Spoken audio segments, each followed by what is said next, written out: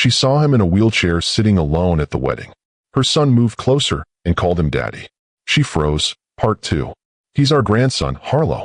We have every right to be part of his life. Victoria Everett's voice rang through the apartment, crystal cut and commanding as she towered over Harlow in designer heels. 5 years. You kept him from us for 5 years. Mom, that's enough. Thorne wheeled himself between them, his face tense with strain. Harlow didn't know I was paralyzed. She thought I'd abandoned them. And whose fault is that? Victoria turned her perfectly highlighted silver bob toward her son. If you hadn't been so reckless, taking unnecessary risks in dangerous places. Like father, like son. Thorne's father, Marshall, stood by the window, his imposing silhouette backlit by Portland's spring sunshine. Always chasing the next adrenaline rush without considering the consequences. Or who gets left behind to pick up the pieces. Arlo appeared in the hallway, clutching his stuffed otter, eyes wide with confusion. Why is everyone yelling at Mommy? Is she in trouble? For pairs of eyes turned to the small boy in dinosaur pajamas, his copper curls mussed from sleep. The silence that followed was deafening. No one's in trouble, buddy, Thorne said finally, wheeling toward his son with forced brightness. These are my parents. Your grandparents. They're just surprised to meet you.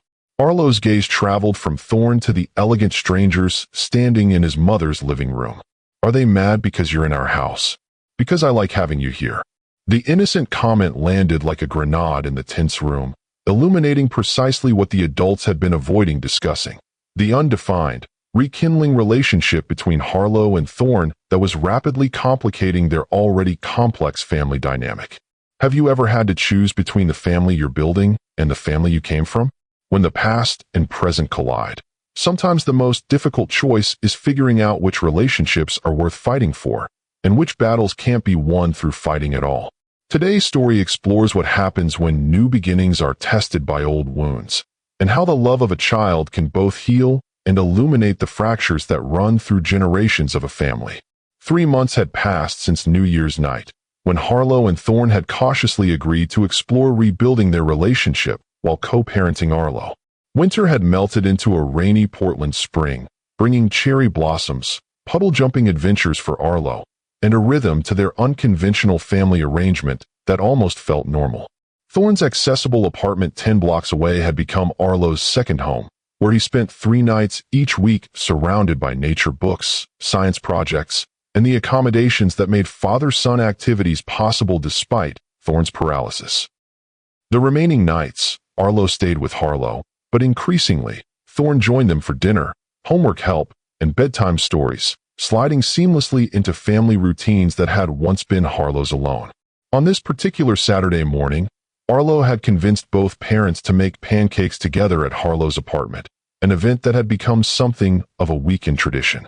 Thorne expertly flipped a blueberry pancake while Harlow sliced strawberries at the counter, comfortable in the domestic choreography they'd developed.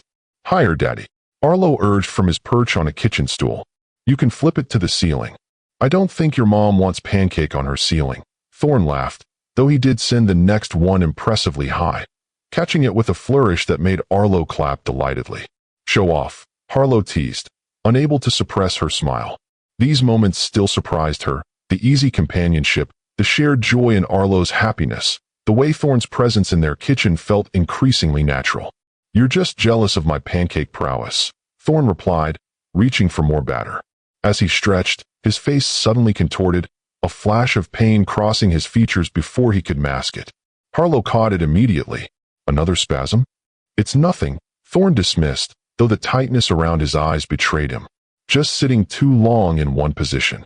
Harlow frowned, setting down her knife. "That's the 3rd one this week. Have you mentioned it to Dr. Brenner? I have an appointment next month. It's routine." Thorne's tone was deliberately casual, but Harlow had known him long enough, both in their previous life together and in these months of reconnection, to recognize avoidance. "Thorne." The doorbell's chime interrupted whatever she had been about to say. Arlo jumped down from his stool. "I'll get it." "Arlo, wait. Check who it is first," Harlow called, but he had already scampered to the door, reaching for the handle before she could stop him. The door swung open to reveal an elegantly dressed older couple. The woman wore a perfectly tailored cream suit despite the casual Saturday morning hour, her silver bob styled immaculately, sapphire earrings catching the light. The man beside her stood ramrod straight in expensive golf attire, his face a more weathered, stern version of Thorne's. "Hello," the woman said, her practiced smile faltering slightly as she looked down at Arlo. "My goodness. Who are you?" Arlo asked bluntly, head tilted in curiosity. "Arlo, manners." Harlow appeared behind him, gently drawing him back. Her polite greeting died on her lips as recognition dawned. Though she'd only met them a handful of times during her brief marriage to Thorne, the Everetts were unmistakable. "Victoria. Marshall," she managed, her hand instinctively tightening on Arlo's shoulder. "This is unexpected." "Apparently, unexpected revelations run in the family," Victoria replied, her gaze fixed on Arlo with an intensity that made Harlow's protective instincts flare. "Mom? Dad?" Thorne's voice came from behind them, genuine shock evident as he wheeled into view. "What are you doing in Portland? When you mentioned you were establishing a permanent residence here, we thought it was time for a visit," Marshall explained, his tone businesslike. "Clearly, we should have come sooner." His meaningful glance at Arlo made the implication clear. They had discovered their son had a child he'd only recently learned about himself. "Perhaps we could continue this conversation inside," Victoria suggested, already stepping forward as if invitation were a mere formality. The next hour unfolded like a carefully choreographed disaster. Arlo was sent to his room to play after introductions that left him wide-eyed and confused. The half-made pancakes congealed in the pan as the adults moved to the living room, where Victoria's initial shock quickly transformed to calculated interrogation. "Let me understand this correctly," she said, perched on the edge of Harlow's sofa as if afraid to fully commit to the cushions. "You were pregnant when you left Thorne, never told him about his child, and only reconnected when the boy recognized him at a wedding 3 months ago." "That's simplifying a complex situation," Harlow replied, fighting to keep her voice level. "I tried to reach Thorne when I found out about the pregnancy. He had already filed for divorce and was unresponsive to my attempts at contact. Because I was trapped under a landslide," Thorne added, positioned between his parents and Harlow like a physical buffer. "By the time I was evacuated and stabilized, months had passed. The divorce was final, and I had no idea Harlow had tried to reach me. And in 5 years, it never occurred to you to try again." Marshall directed this question at Harlow, his tone suggesting a cross-examination rather than family discussion. "To ensure your son knew his father? His grandparents?" "I believe Thorne had received my messages and chosen not to respond," Harlow said, meeting his gaze steadily despite the flush rising in her cheeks. "By the time I learned about his accident, years had passed. I made what I thought was the best decision for Arlo at the time. By denying him half his family," Victoria concluded, her disapproval evident in every perfectly enunciated syllable. "That's enough." Thorne's voice was quiet but firm. "Harlow has been an exceptional mother to Arlo. Whatever mistakes were made, by both of us, we're moving forward now. Together." The word "together" hung in the air, loaded with implications neither Harlow nor Thorne had fully articulated, even to each other. Their careful exploration of renewed feelings had remained private, confined to moments after Arlo was asleep, a shared glass of wine, conversations that stretched into the night, the occasional tentative touch that carried the weight of their complicated history and uncertain future. Victoria's shrewd gaze caught the glance between them. "I see. So you're attempting to reconstitute your family unit. How optimistic." "We're co-parenting," Harlow clarified, though she knew it wasn't entirely accurate. "Focusing on what's best for Arlo." "And what exactly is best for Arlo?" Marshall asked. "Living in this modest apartment? Attending public school? Or having access to the opportunities the Everett name and resources could provide?" The condescension in his assessment of her home, the space she had lovingly created for herself and Arlo through years of hard work, stung Harlow deeply. Before she could formulate a response that wouldn't escalate tensions further, a small voice interrupted from the hallway. "Mommy, are the pancakes ready yet? I'm really hungry." All eyes turned to Arlo, who had reappeared clutching a drawing. The tense silence that greeted him made his smile falter. "Did I do something wrong?" "No, sweetheart," Harlow said quickly, rising to go to him. "The grown-ups just needed to talk. We'll make fresh pancakes now. I made this for them," Arlo said, holding up his drawing. With the unabashed directness of childhood, he approached Victoria and Marshall. "It's our family. See, that's Mommy, and Daddy in his special chair, and me, and now you too." The crayon illustration showed stick figures on a green field, the adults disproportionately large, Thorne's wheelchair rendered with careful detail. Two new figures stood to the side, question marks floating above their heads. "I don't know what grandparents do yet," Arlo explained seriously. "But Daddy said you live far away in a big house with a swimming pool. Can I visit someday?" The simple question, delivered with Arlo's characteristic blend of curiosity and openness, momentarily disarmed even Victoria's practiced composure. She accepted the drawing with hands that trembled almost imperceptibly. "This is lovely," she said, her voice softening for the first time. "You're quite the artist." "Like Mommy," Arlo nodded proudly. "She draws pictures for books. Real books that people buy in stores." "Does she?" Victoria glanced at Harlow with reluctant interest. "I wasn't aware." "Harlow's become a respected botanical illustrator," Thorne said, a note of pride evident in his voice. "Her work on that conservation series last year was nominated for a Scientific Illustration Award." The revelation seemed to recalibrate something in Victoria's assessment. "Well, that's certainly an accomplishment." Marshall, meanwhile, had knelt to Arlo's level despite the crease this created in his impeccable trousers. "A swimming pool, yes, and a stable with horses." "Do you ride, young man?" "Horses are super tall," Arlo replied, eyes widening. "I've only petted one at the fair. They have very soft noses." "Perhaps you'd like to learn," Marshall suggested, shooting a glance at Harlow that was part challenge, part olive branch. "When you visit." The conversation had shifted so quickly from confrontation to tentative connection that Harlow felt disoriented.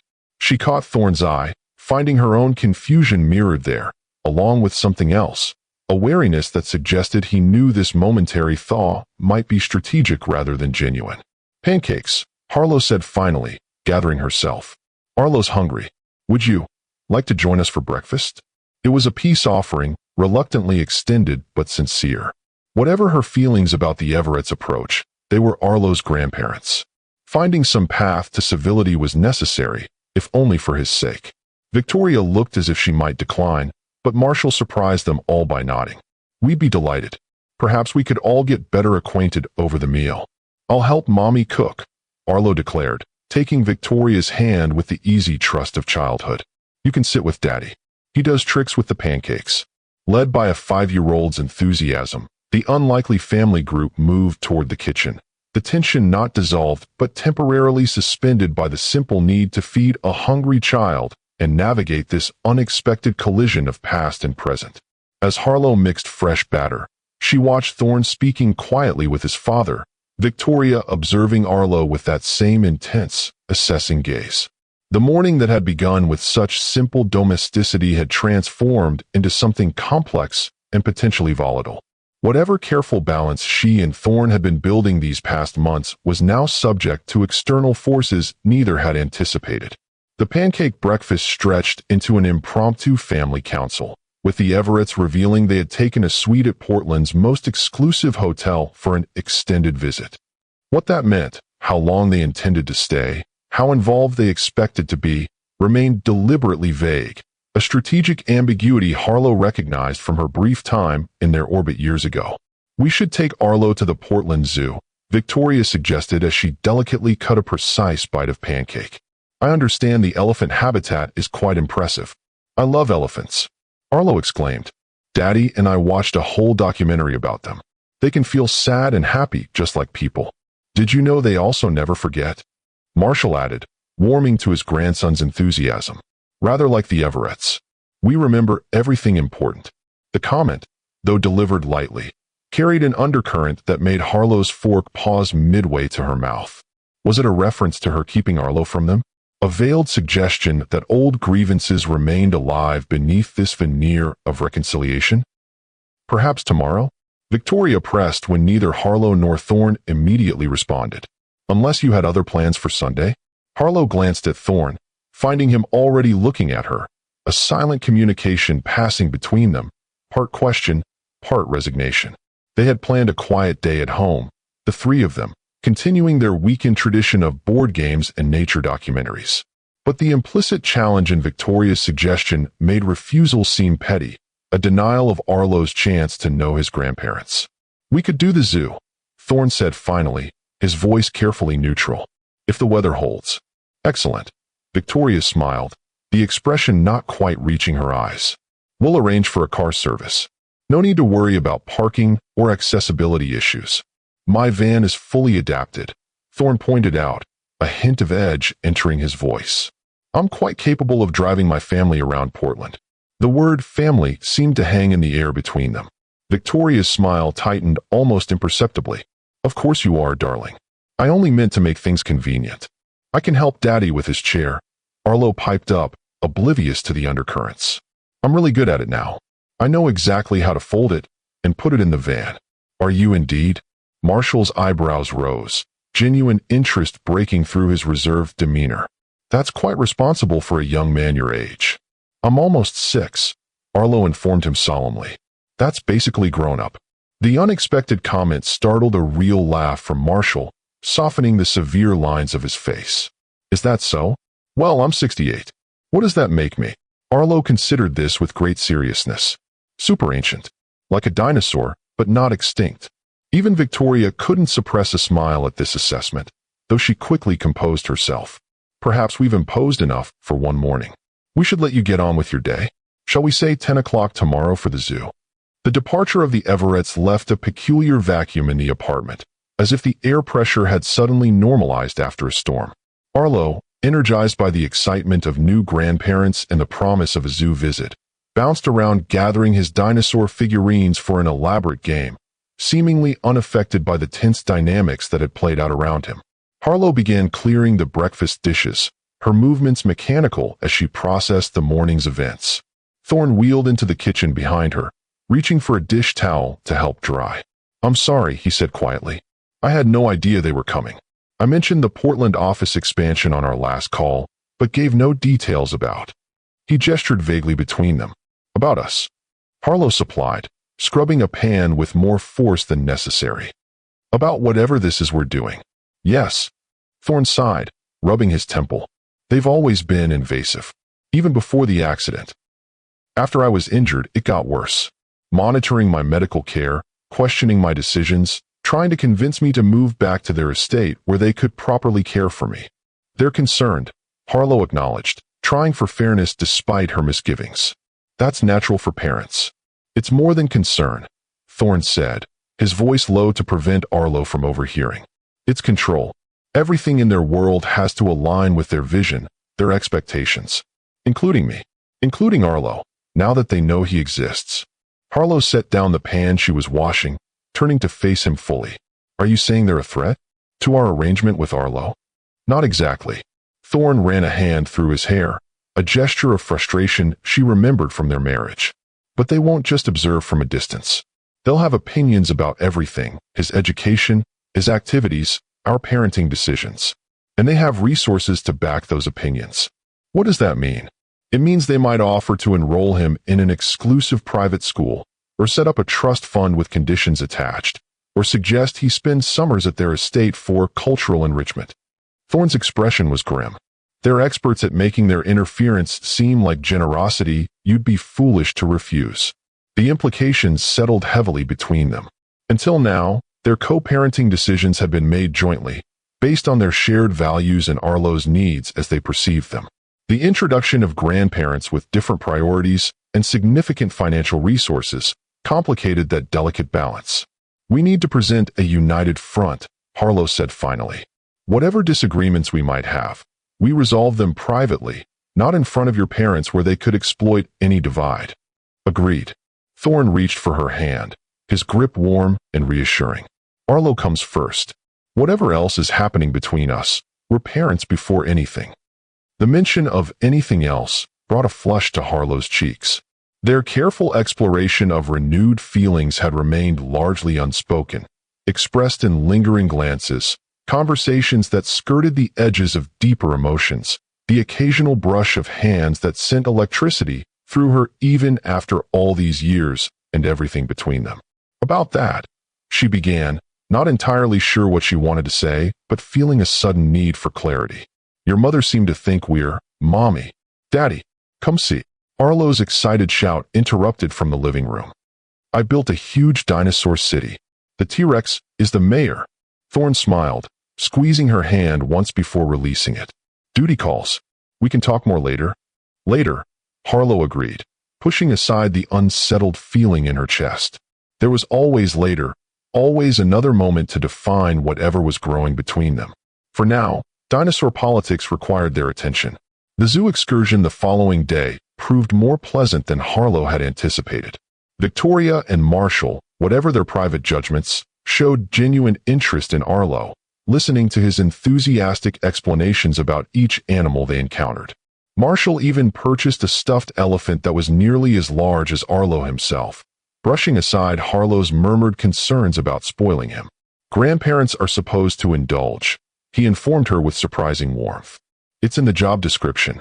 By the time they reached the big cat exhibit, Harlow had almost relaxed, allowing herself to enjoy the unusual sight of her son holding hands with his grandfather, pointing excitedly at the lounging leopard. Victoria had fallen into step beside her, maintaining a polite distance from the wheelchair as Thorne navigated the zoo's accessible pathways. He's remarkably bright, Victoria observed, watching Arlo repeat facts about big cats he'd learned from a nature documentary. Advanced vocabulary for his age. You've done well with his education. Thank you, Harlow said, surprised by the genuine compliment. He's always been curious. Thorne was the same way as a child, I imagine. Insatiable as so, Victoria agreed, a hint of real fondness softening her expression. Always taking things apart to see how they worked, usually without permission. The small glimpse into Thorne's childhood, something Harlow had rarely heard about during their marriage, created an unexpected moment of connection. She found herself smiling. Arlo dismantled our remote control last month. He wanted to improve it. Did he succeed? Victoria asked, amused. Let's just say we now exclusively use the buttons on the TV itself, Harlow replied dryly. Victoria's laugh was genuine, a musical sound that transformed her severe features. For a moment, Harlow could see the beauty she must have been in her youth, before wealth and status had hardened her into the formidable matriarch she'd become. The moment of camaraderie was broken by Thorne's sudden sharp intake of breath. Harlow turned to find him rigid in his wheelchair, one hand gripping the armrest with white knuckles, his face contorted in pain. Thorne. She moved quickly to his side. What is it? Nothing, he managed through clenched teeth. Just a spasm. It'll pass. But this was clearly worse than the momentary discomfort she'd witnessed in the kitchen the previous day. His breathing was shallow, his complexion alarmingly pale. This isn't just a spasm, Victoria said sharply, years of experience with her son's condition evident in her assessment. How long has this been happening? A few weeks, Thorne admitted reluctantly as the pain began to subside. More frequently lately. And you haven't seen your doctor? Victoria's tone was accusatory now, directed at both Thorne and Harlow. This could indicate compression of the spinal cord. It requires immediate attention. I have an appointment next month, Thorne said, though the lingering tension in his body belied his casual tone. It's probably just from increased activity. I've been doing more with Arlo. Next month could be too late, Victoria insisted. Marshall, call Dr. Srinivasan. See if he can refer us to a specialist in Portland. Marshall was already reaching for his phone when Harlow interjected. Thorne has excellent doctors here. We should consult with them before bringing in outside specialists. With all due respect, Victoria's tone implied there was very little respect involved. We've been managing Thorne's care since the accident. We have access to the best neurologists in the country. And I appreciate that, Harlow replied, struggling to keep her voice even. But Thorne is an adult who makes his own medical decisions. If he wants a second opinion, that's his choice. It's my choice when it's my son's health at risk, Victoria countered, her earlier warmth completely evaporated. Stop it, Thorne said, his voice cutting through their building argument. Both of you. I'm sitting right here. He took a deep breath, composing himself. Mom, I'll call Dr. Brenner tomorrow, see if I can move up my appointment. Harlow, a second opinion isn't a bad idea. I can consult with Mom's specialist and my own doctor. The reasonable compromise did little to defuse the tension. Victoria's lips pressed into a thin line of disapproval, while Harlow felt a twinge of guilt for prioritizing her boundaries with the Everetts over Thorne's health. Before either woman could respond, Arlo's voice called out from where he stood with Marshall by the big cat enclosure. "Daddy, the tiger is awake. Come see." Thorne seized the distraction gratefully, wheeling himself toward his son with forced enthusiasm. Harlow moved to follow, but Victoria's hand on her arm stopped her.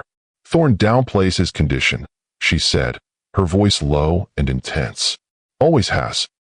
After the accident, he developed an infection that nearly killed him because he dismissed early symptoms as just discomfort.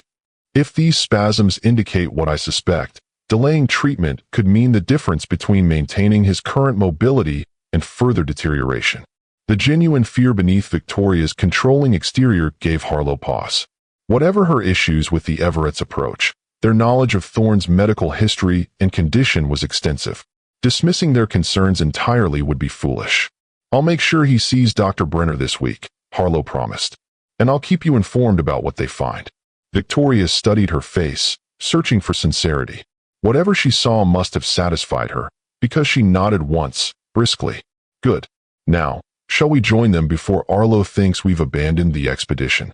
The rest of the zoo visit passed without further incident, though Harlow noticed Thorne seemed more fatigued than usual, his smile not quite reaching his eyes as he engaged with Arlo's excitement. By the time they reached the gift shop, where Marshall insisted on purchasing not only the elephant but also a comprehensive book on world wildlife, Thorne was visibly exhausted. "Perhaps we should head home," Harlow suggested as Arlo exclaimed over yet another potential souvenir. "It's been a long day." "Nonsense," Victoria interjected before Thorne could respond. "We've made reservations at La Maison for an early dinner.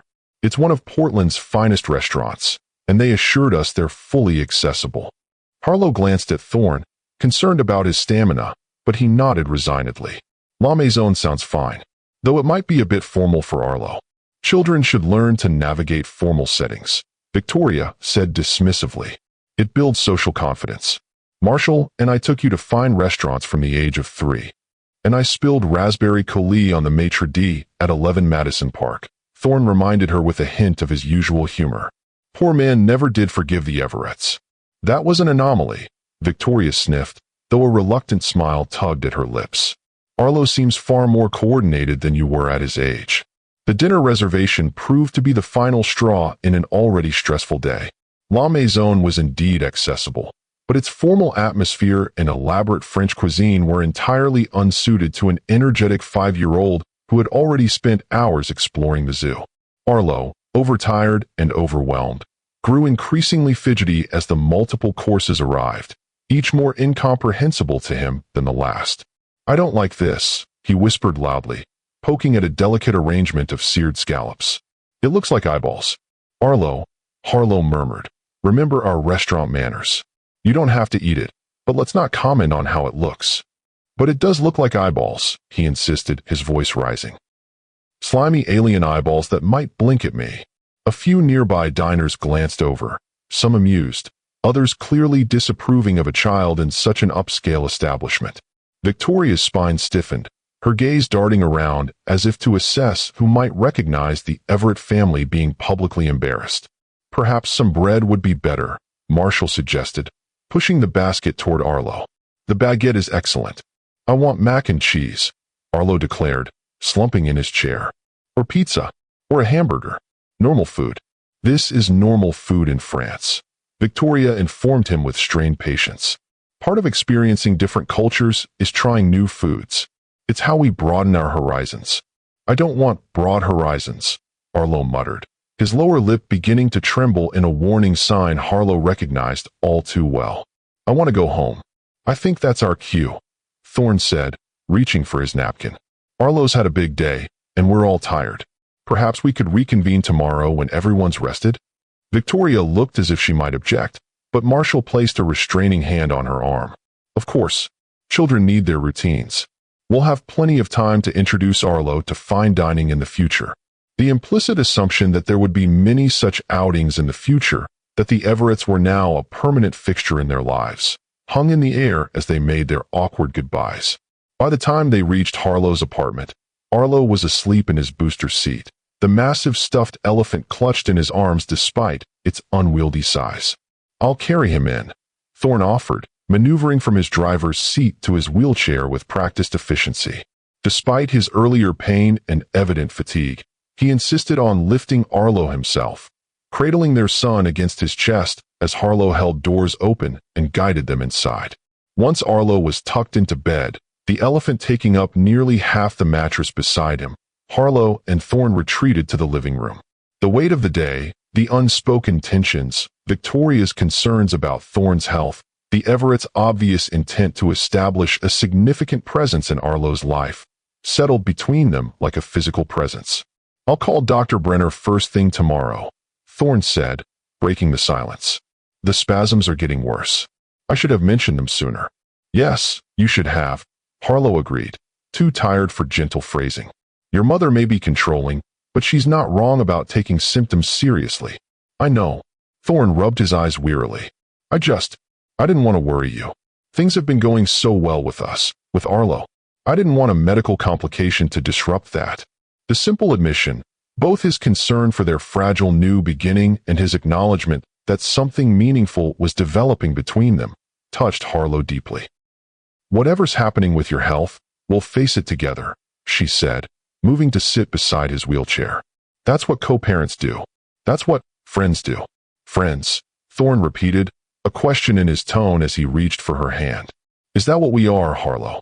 The question echoed their conversation from months ago, when he had first acknowledged the growing feelings between them. Then, she had been uncertain, overwhelmed by the rapid changes in their lives. Now, after months of rebuilding trust, of watching him be the father she had always known he could be, of rediscovering the man beneath the pain of their past, she found herself more certain. "We're more than friends," she admitted softly. "I'm just not sure what to call it yet. But I know I don't want to lose it, whatever it is." Thorn's smile was tired but genuine, his thumb tracing gentle circles on her palm. "Neither do I. And we won't. Not because of my health, not because of my parents, not because of anything. We found our way back to each other against impossible odds, Harlow. I'm not letting go again." The promise, simple but profound, settled something in Harlow's chest that had been restless since the Everett's arrival. Whatever challenges lay ahead, Thorn's health concerns, his parents' interference, the complexities of truly blending their lives, they would face them together. Not just as co-parents, but as two people finding their way back to love, one careful step at a time. "Stay tonight," she said impulsively. "Not in the guest room. With me." The invitation hung between them, weighted with meaning beyond the simple words. They had been careful, so careful, about physical boundaries as they rebuilt emotional trust. Kisses had remained relatively chaste, touches affectionate but restrained. They had both wanted to be certain before taking this step. "Are you sure?" Thorn asked, his eyes searching hers. "With everything happening, my parents, my health, this is complicated enough already." "I'm sure," Harlow said, squeezing his hand. "Some complications are worth embracing. You taught me that." His smile then was like sunrise breaking over the mountains, warm and full of promise. "So I did. And I've never been happier to have you take my advice." Later, lying together in the quiet darkness of her bedroom, Harlow listened to Thorn's steady breathing beside her.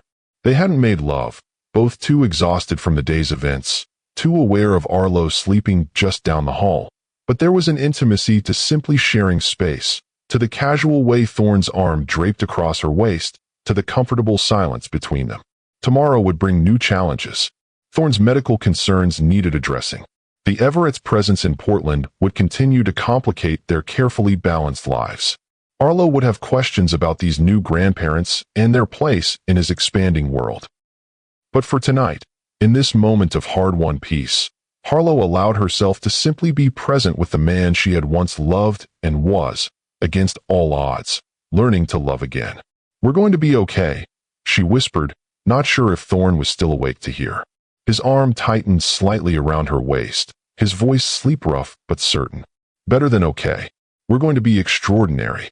The conviction in his words carried her into sleep, a tentative hope blooming in her chest that perhaps, this time, they really could build something that would last, not despite their complicated history, but because of all they had learned from it. When life brings unexpected reunions, the path forward is rarely straight. What challenges would the Everetts bring to Harlow and Thorne's fragile new beginning? And what secrets might Thorne's worsening medical condition reveal? If you want to discover how this family navigates these stormy waters, hit like and subscribe to hear the continuation of their journey.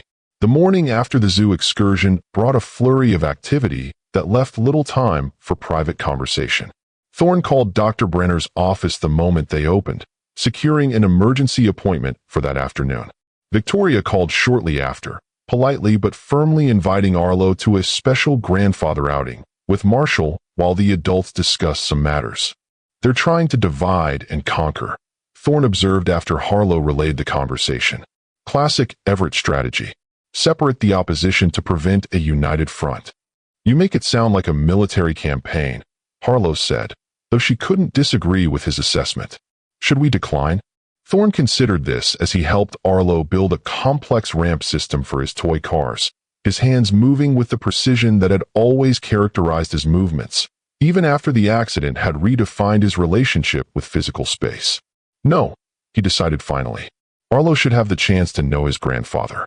And Marshall is actually good with children, underneath all that corporate stoicism. He coached Little League for years when I was growing up. Really? Harlow tried to imagine the imposing, perfectly pressed Marshall Everett surrounded by sweaty kids with baseball mitts. That's unexpected. The Everetts contain multitudes, Thorne said with a wry smile. Most of them contradictory and all of them complicated. But they're not monsters, Harlow. Just intensely certain they know what's best for everyone in their orbit. That's what worries me, Harlow admitted, watching Arlo's focused expression as he tested the angle of a particularly steep ramp. He's so impressionable at this age, so eager to please. I don't want him caught between different value systems or feeling like he has to choose sides. Then we make sure he doesn't have to, Thorne said simply. We establish clear boundaries with my parents while still allowing Arlo to build a relationship with them. It won't be easy, but it's the right thing for him. The mature approach, so different from the impulsive risk-taker she had divorced 5 years ago, reminded Harlow yet again how much Thorne had changed, or perhaps how much his essential character had been revealed rather than altered by the challenges he'd faced. The man who had once pursued adrenaline-fueled adventures with single-minded focus now applied that same intensity to fatherhood, to rebuilding their relationship, to creating a functional family from the fragments of their past. Before she could respond, a loud crash announced the collapse of Arlo's ramp system, sending miniature cars skidding across the hardwood floor. His face crumpled momentarily before Thorne's calm reaction steadied him. That's engineering for you, Thorne said, examining the fallen structure. 90% failure, 10% success. What do you think went wrong with the support system? Just like that, potential tears transformed into problem-solving as Arlo knelt beside his father, both of them analyzing the structural failure with identical expressions of concentration. Watching them together, Harlow felt a now-familiar ache in her chest, gratitude mingled with lingering regret for the years they had missed, joy in their present connection overshadowing but never quite erasing the pain of their separation. When Marshall arrived to collect Arlo for their grandfather outing, he came without Victoria, a small mercy that made the handoff less fraught. Dressed more casually than the previous day in khakis and a polo shirt, he seemed almost approachable as he presented Arlo with a child-sized Portland Timbers soccer jersey. I thought we might visit the park, he explained as Arlo excitedly examined his gift. Perhaps practice some ball skills. Every young man should know the basics of soccer. I can kick really high, Arlo demonstrated enthusiastically, narrowly missing a lamp. Sorry, Mommy. Outside, kicks only, Harlow reminded him, trying not to hover as she helped him into a light jacket. It was the first time Arlo would be alone with Marshall, the first time he'd be away from both his parents with someone who was, despite the biological connection, essentially a stranger. Sensing her unease, Marshall addressed it directly. I've raised a son of my own, Miss Hayes. I assure you Arlo will be perfectly safe in my care. Of course, Harlow said quickly, embarrassed to be so transparent. It's just, the first separation with a new caregiver is always anxious. Marshall completed her thought with unexpected understanding. I remember hovering when Thorne first went to kindergarten. Victoria had to physically remove me from the classroom window. The image of the dignified Marshall Everett being dragged away from a school window was so incongruous that Harlow couldn't suppress a smile. That I would have liked to see. It wasn't my finest moment, Marshall acknowledged with a self-deprecating chuckle, though perhaps one of my most honest ones. The small glimpse of humanity beneath the corporate exterior made Harlow feel marginally better about the outing. After extracting promises from Arlo to hold hands in parking lots and obey his grandfather's safety instructions, she watched them depart, Marshall solemnly listening to Arlo's detailed explanation of why Triceratops was superior to T-Rex in an actual dinosaur fight. With Arlo safely occupied, Thorne and Harlow prepared for the medical appointment, the morning's domestic warmth giving way to a simmering anxiety neither wanted to acknowledge directly. In the car, Thorne stared out the window as Harlow drove, his expression distant. "What are you thinking about?" she asked finally, unable to bear the silence. "The last time I had unexpected spinal symptoms," he admitted, still gazing at the passing streets. "It was in Myanmar, right after the landslide. I ignored what my body was telling me, pushed to continue working despite the pain, and ended up with an infection that nearly killed me. By the time I was evacuated to a proper hospital, the damage was significant." The quiet confession, more detail about his accident and rehabilitation than he had shared before, hung heavily between them. Harlow reached across the console to squeeze his hand, finding it cold despite the warm spring day. "This is different," she assured him, though she had no medical basis for the claim. "You're getting it checked immediately. You have excellent care here. And you're not alone in a remote disaster zone." "No," he agreed, finally turning to look at her. "I'm not alone at all anymore. That's the part that scares me most, actually. I have so much more to lose now." The vulnerability in his admission struck Harlow deeply. This, too, was new, the willingness to acknowledge fear, to share his deeper emotions rather than masking them with bravado or action. The Thorne she had married would have deflected with humor or changed the subject entirely. "Whatever the diagnosis," she said firmly, "we face it together. You, me, and Arlo. That's non-negotiable." His smile was small but genuine. "Noted. Though I should warn you, my mother is unlikely to respect that non-negotiable status. When it comes to my medical care, she transforms from merely controlling to absolutely dictatorial." "I'm not intimidated by Victoria Everett," Harlow declared, though they both knew it wasn't entirely true. "Besides, you're a grown man.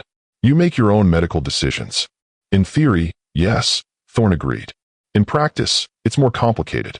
After the accident, there was a period where I couldn't make decisions. My parents had medical power of attorney.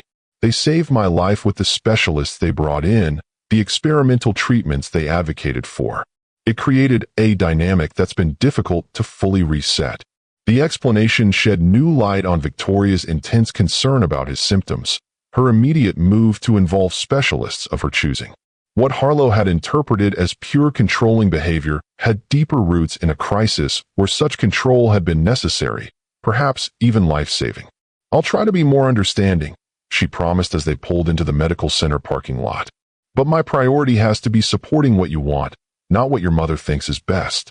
That's why I love you," Thorne said simply, the words slipping out naturally, as if he hadn't just spoken aloud a sentiment that had remained carefully unvoiced during their months of reconnection. Harlow's hands froze on the steering wheel, her breath catching. Thorne himself looked momentarily startled by his own declaration, but he didn't retract it. "I do, you know," he continued, his voice softening. "Love you. Still. Again. Differently than before, but no less deeply. Maybe more so, because I know exactly what it means to lose you." The unexpected declaration, here in a medical center parking lot before an appointment that could change everything, was so perfectly Thorne, timing had never been his strong suit, that Harlow felt a bubble of almost hysterical laughter rise in her throat. It emerged instead as a shaky exhale as she turned to face him fully. "Your timing is atrocious," she informed him, blinking back sudden tears. 5 years ago, I waited months to hear those words. Now you say them right before a potentially serious medical appointment. Would you prefer I schedule emotional revelations more conveniently?" he asked, a hint of his old, teasing humor surfacing despite the circumstances. "Perhaps between 3 and 5 on alternate Thursdays?"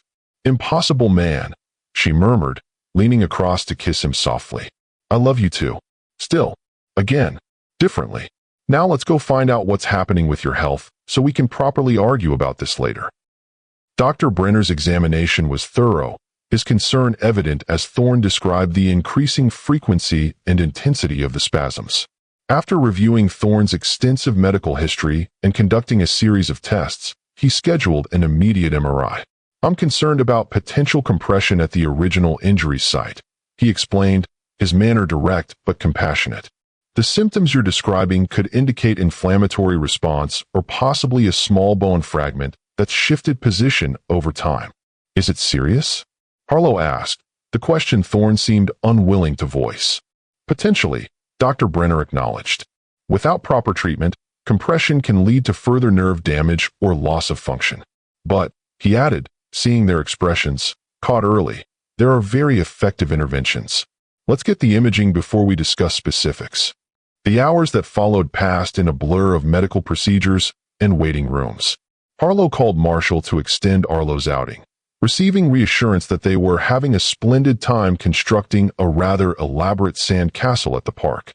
Victoria called twice, her crisp voice demanding updates that Harlow provided with as much patience as she could muster.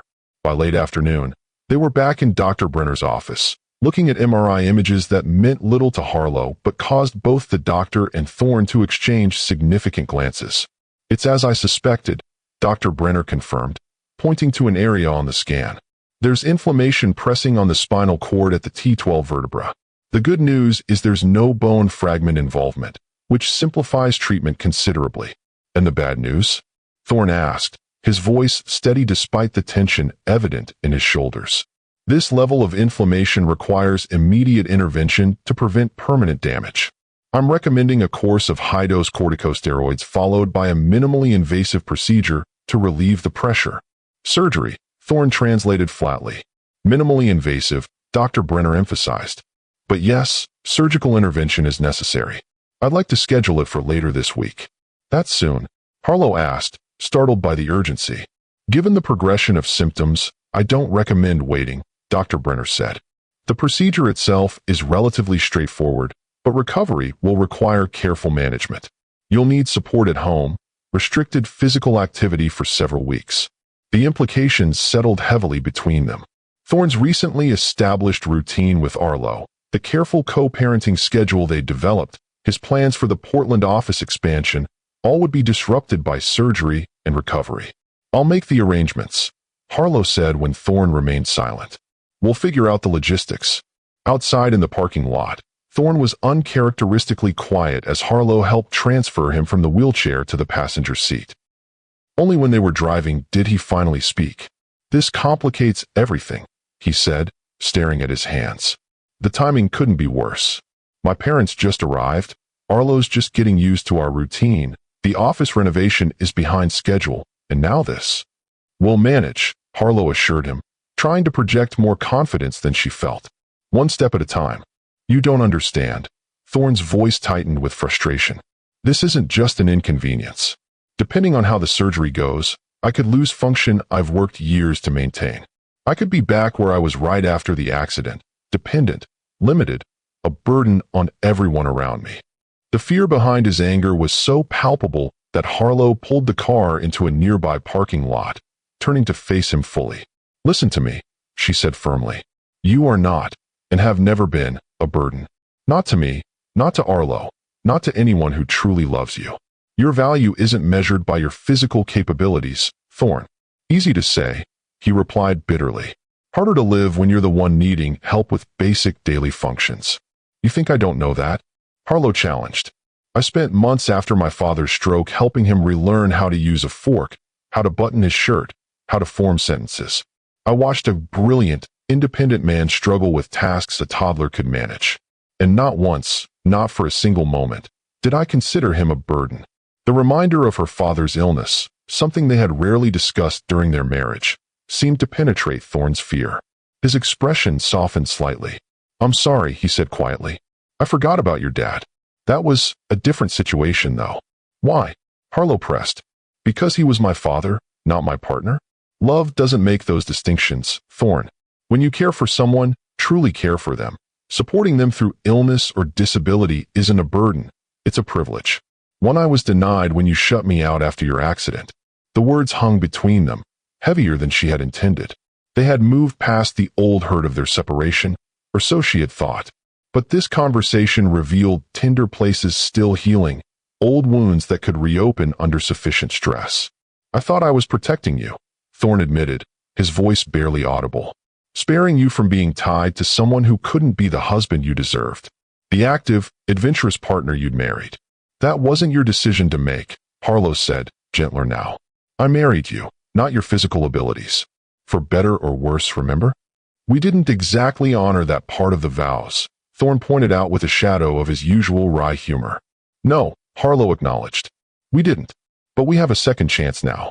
And this time, I'm not letting you push me away because you think you're protecting me. Whatever happens with this surgery, whatever recovery looks like, we face it together. All three of us. The conviction in her voice seemed to reach him, breaking through the barrier of fear and pride. He reached for her hand, gripping it tightly. I don't deserve you, he said softly. I never did. Probably not, she agreed, earning a startled laugh from him. But you're stuck with me anyway. Now, shall we go collect our son from your father before he's completely spoiled beyond redemption? The momentary lightness was a relief for both of them, a brief respite from the weight of the medical diagnosis and its implications. But as they drove toward the park where Marshall and Arlo were waiting, Harlow couldn't shake a sense of foreboding. Between Thorne's health crisis and his parents' arrival, their carefully reconstructed life was tilting on its axis, shifting into something new and unpredictable. The scene at the park only reinforced this feeling. Arlo was perched on Marshall's shoulders, both of them laughing as they admired what appeared to be an elaborate sand structure complete with moat and flags made from twigs and leaves. Mommy, Daddy, Arlo called when he spotted them. Grandpa helped me build a super amazing sandcastle. It has a drawbridge and a dungeon for bad guys, and a special tower for the king and queen. It's quite the architectural achievement, Marshall agreed, carefully lowering Arlo to the ground. Your son has a natural eye for structural integrity. And inexhaustible energy, he added with a rueful smile that made him look suddenly older, the lines around his eyes deepening. Did you have a good time? Harlow asked Arlo, noting the ice cream stains on his soccer jersey and the sand covering practically every inch of him. Whatever else might be said about Marshall Everett, he had clearly set aside his usual fastidiousness to fully engage with his grandson. The best time ever, Arlo exclaimed, bouncing on his toes. Grandpa knows all about soccer and sandcastles and ice cream flavors. He let me have 2 scoops and sprinkles. Quite the indulgence, Thorne observed, but his smile for his father was genuine. Thanks, Dad. It looks like you two had a great afternoon. It was illuminating, Marshall said, something unreadable passing across his features as he looked at his son. Arlo shared quite a lot about your new life here, including some interesting perspectives on family dynamics. The careful phrasing immediately put Harlow on alert. Oh, what kind of perspectives? Nothing concerning, Marshall assured her quickly. Just observations about his father staying overnight, about shared meals, about plans you're making together. He seems very invested in your reconciliation. The delicate way he approached the subject, neither approving nor disapproving, merely observant, was unexpected from the typically direct Marshall Everett. Harlow glanced at Thorne, finding him equally surprised by his father's tact. We're figuring things out, Thorne said cautiously, taking it day by day. I see. Marshall nodded, his expression giving nothing away. Well, Victoria will have opinions, of course. She always does. But for what it's worth.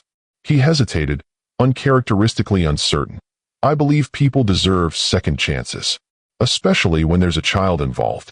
The closest thing to a blessing they were likely to receive from Marshall Everett hung in the air between them, unexpected and therefore all the more meaningful. Before either Harlow or Thorne could respond, Arlo tugged at his grandfather's hand. Can we show them the special rock I found? The one that looks like a dinosaur foot.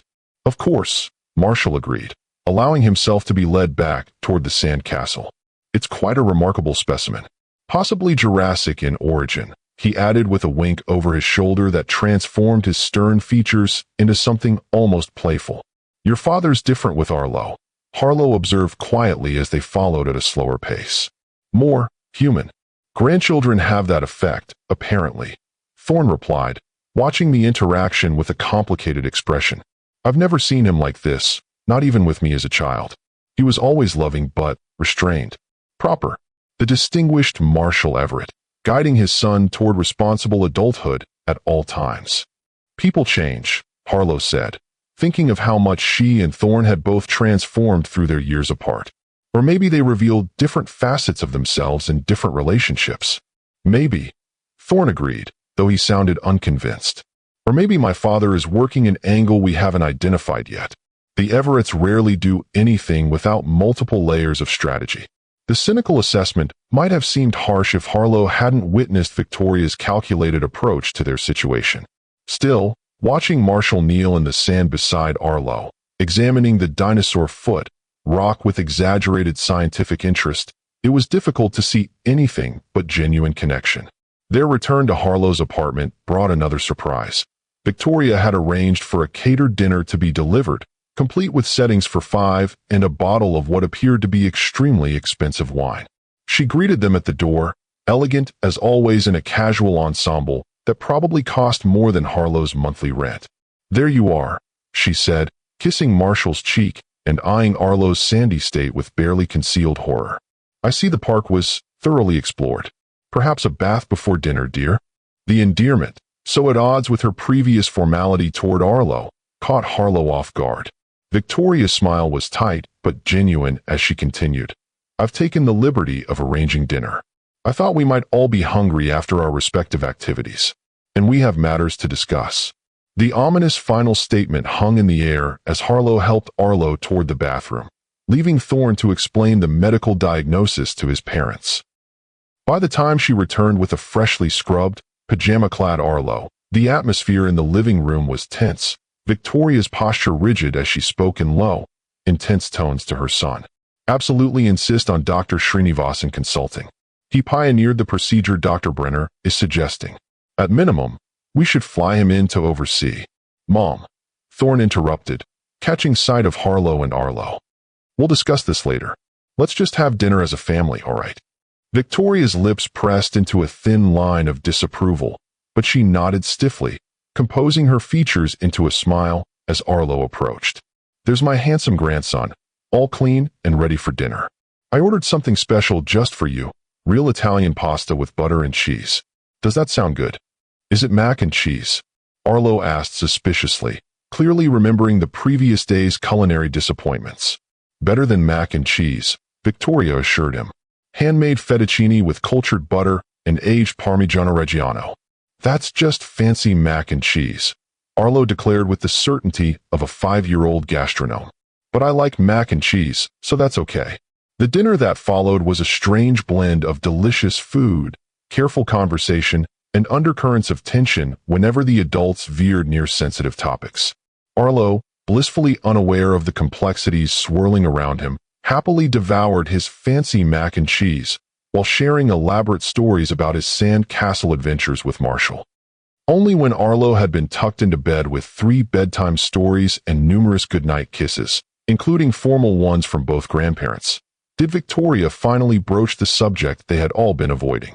We need to discuss arrangements for Thorne's surgery and recovery, she began without preamble.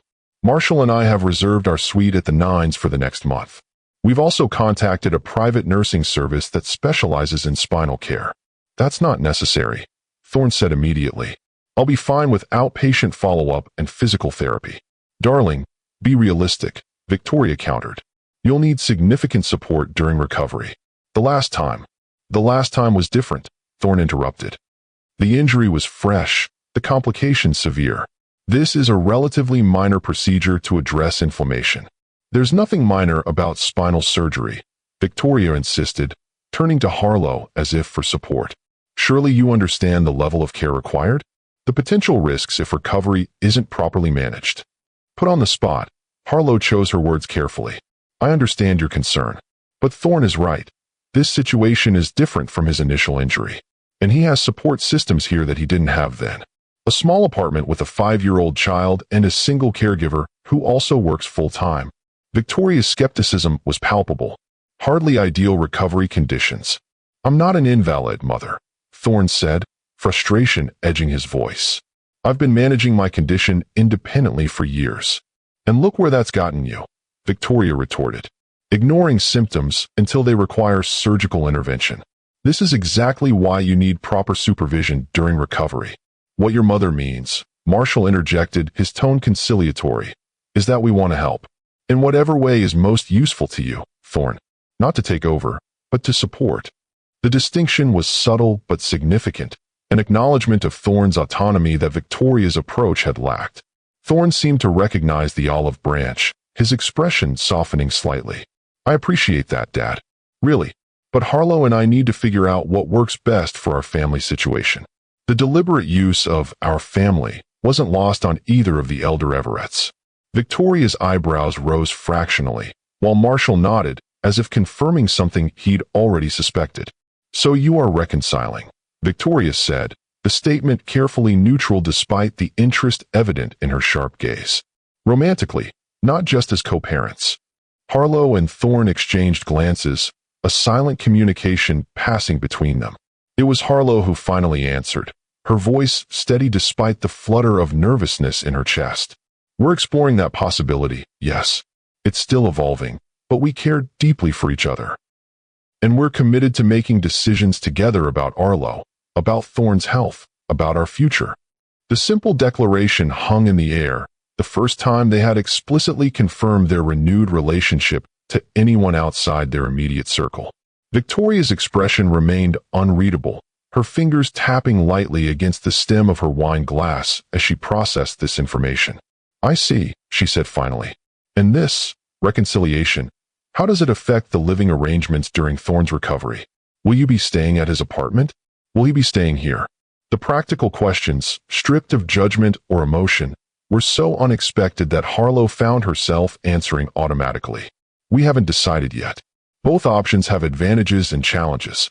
Thorne's apartment is fully adapted for his needs, but this place has more space for Arlo and is closer to his school. Both are inadequate for proper recovery, Victoria declared, apparently unable to maintain neutrality for long. The ideal solution would be a larger, fully accessible home with room for nursing staff and space for Arlo to maintain his routines without disrupting Thorne's rest. Are you suggesting we move? Harlow asked, startled by the implication. In the middle of Thorne's medical crisis? I'm suggesting, Victoria said carefully, that we have resources that could make this situation considerably easier. The Everett Foundation maintains a property portfolio in major cities for executive use. There's a fully accessible house in Portland's West Hills neighborhood that's currently vacant.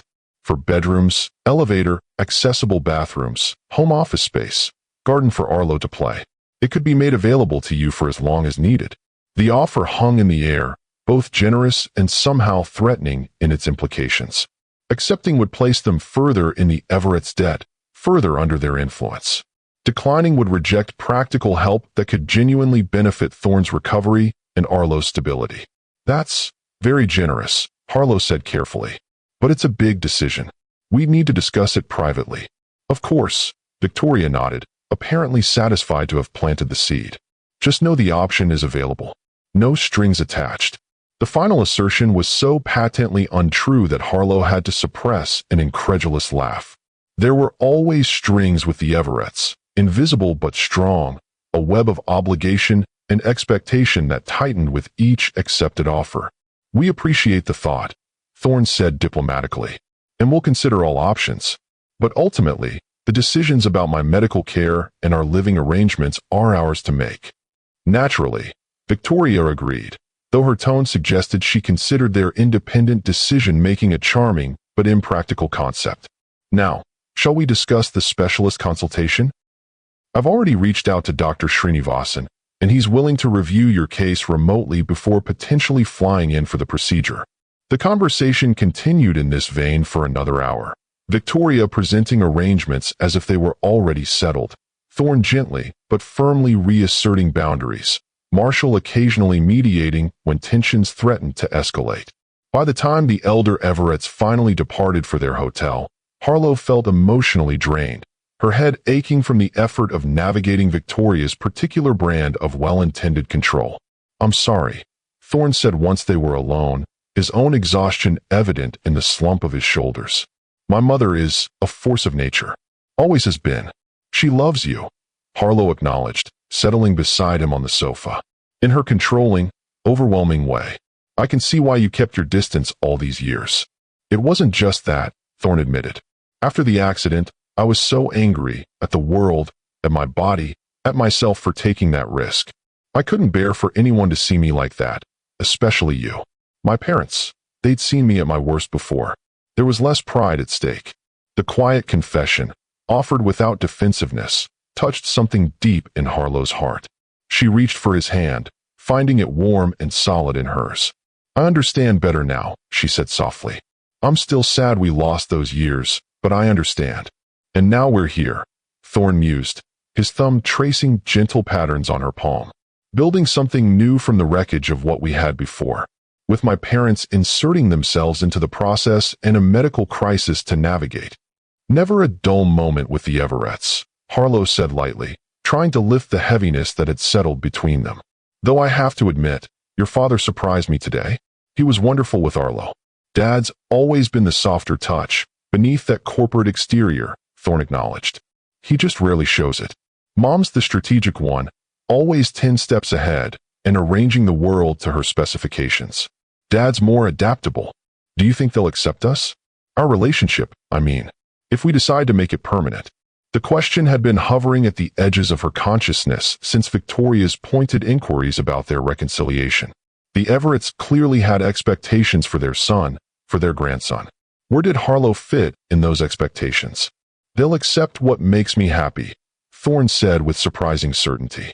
They may try to shape it, control aspects of it, offer unsolicited advice at every turn, but at their core, they want me to be happy. And Harlow, he turned to face her fully, his expression serious. You make me happier than I've been in 5 years. They'll see that, if they haven't already. The simple declaration, free from qualification or doubt, warmed Harlow from within. Whatever challenges lay ahead, Thorne's surgery, recovery, the ongoing navigation of co-parenting and blending their lives, they would face them together, stronger for the years apart, and the painful wisdom those years had brought. We should get some rest, she suggested, noting the lines of fatigue etched around his eyes. Tomorrow we can start making plans for the surgery, for your recovery. For our future. Our future, Thorne repeated, the words carrying weight and promise. I like the sound of that. That night, as they lay together in the quiet darkness of her bedroom, Harlow found herself thinking of the journey that had brought them to this point. The young, impulsive couple they had been, the painful separation, the years of growth and change, the miraculous reunion through Arlo's innocent recognition. None of it had been easy. None of it had followed a straight or predictable path. But all of it had led here, to this moment of hard-won connection that felt both familiar and entirely new. Whatever tomorrow might bring, Victoria's well-intended interference, Thorne's medical challenges, the complex logistics of truly merging their lives, they would face it together. Not as the people they had once been, but as the stronger, wiser versions of themselves that life's hardest lessons had forged. We're going to be okay, she whispered into the darkness, an echo of words spoken months ago when their reconnection was still new and fragile. Beside her, Thorne shifted closer, his arm tightening around her waist. Better than okay, he murmured, his voice heavy with approaching sleep. We're going to be extraordinary. The certainty in his words carried her into dreams, a promise and a challenge for the complex days ahead. The morning sun filtered through Harlow's bedroom curtains, casting warm patterns across the tangled sheets. She woke to find Thorne already awake beside her, his expression thoughtful as he gazed at the ceiling. How long have you been up? She asked, her voice still rough with sleep. A while, he admitted. Thinking about next steps. About the surgery, recovery. About my parents' offer. Before Harlow could respond, the bedroom door burst open as Arlo bounded in, still in dinosaur pajamas, his copper curls standing in wild directions. Morning. Can we have pancakes again? With chocolate chips this time? He scrambled onto the bed without hesitation, inserting himself between them with the easy confidence of a child who felt secure in his parents' love. Only when he was settled did he seem to register that his father was actually in his mother's bed, not just sitting on it as he sometimes did during morning planning sessions. "You had a sleepover?" Arlo asked, looking between them with interest rather than surprise. In the same bed, Harlow felt heat rise to her cheeks, but Thorne answered with remarkable composure. "Yes, buddy. Is that okay with you?" Arlo considered this seriously for a moment. "Does this mean you're going to live here all the time now? Not just sometimes?" The direct question hung in the air between them. They had been careful not to make explicit promises to Arlo about their evolving relationship, aware of how deeply he wanted his parents together. Now, faced with his hopeful expression, Harlow felt the weight of whatever answer they gave. "We're still figuring that out," she said gently. "But your dad and I care about each other very much. And we both love you more than anything. But you might live together? Like a regular family?" Arlo pressed, his perception cutting through adult vagueness with laser precision. "We're already a regular family," Thorne assured him, ruffling his son's unruly hair. "Families come in all different arrangements, remember? But yes, your mom and I are talking about maybe living together sometime soon. Would you like that?" "Yes." Arlo's enthusiastic response was immediate, his entire body vibrating with excitement. "Can we get a bigger place? With a yard for a dog? And a special room just for science experiments?" Harlow and Thorne exchanged amused glances over their son's head. "You've clearly been thinking about this," Harlow observed dryly. "I made a list," Arlo admitted, "in my notebook, of all the things our family house should have. I can show you. Maybe after breakfast," Thorne suggested, catching Harlow's eye with a silent message that they needed to discuss the Everett's housing offer before Arlo became too invested in specific plans. "How about those chocolate chip pancakes?" With Arlo suitably distracted by breakfast preparations, they managed to navigate the morning without further detailed questions about their living arrangements. It wasn't until he was engrossed in a building project with his construction set that they could speak privately in the kitchen. "My parents' offer is worth considering," Thorne said without preamble, his voice low to prevent Arlo from overhearing. "Logistically, it solves several problems at once. It also creates new ones," Harlow countered, though her tone remained thoughtful rather than dismissive. "Moving into an Everett property puts us under their influence in ways I'm not sure we're ready for." "They'd have conditions," Thorne acknowledged. "Spoken or unspoken. Expectations about access to Arlo, about my medical care, about our future plans." And yet, Harlow sighed, leaning against the counter. "Practical considerations can't be ignored. Your apartment isn't big enough for the three of us during your recovery. This place isn't fully accessible. And Arlo clearly wants us to live together." "He's not the only one," Thorne said quietly, reaching for her hand. "I want that too, Harlow. A real home for our family. Not just for recovery, but permanently." The simple declaration, free from qualification or hesitation, touched something deep in Harlow's heart.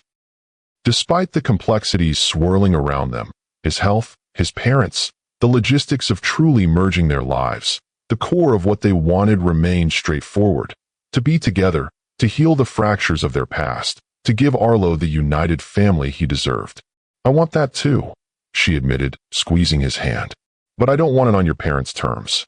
If we accept their offer, it needs to be temporary. A transitional solution while we find our own place." "Agreed," Thorne nodded decisively. "We use the West Hills house for my recovery period only. 3 months maximum. During that time, we look for a permanent home that meets our needs, accessible, enough space for all of us, in Arlo's school district if possible." The plan was reasonable, a compromise that acknowledged both practical necessities and their desire for independence. Still, something nagged at Harlow's conscience. "What about your medical decisions?" she asked. "Your mother's already pushing for specialists of her choosing, treatments she prefers.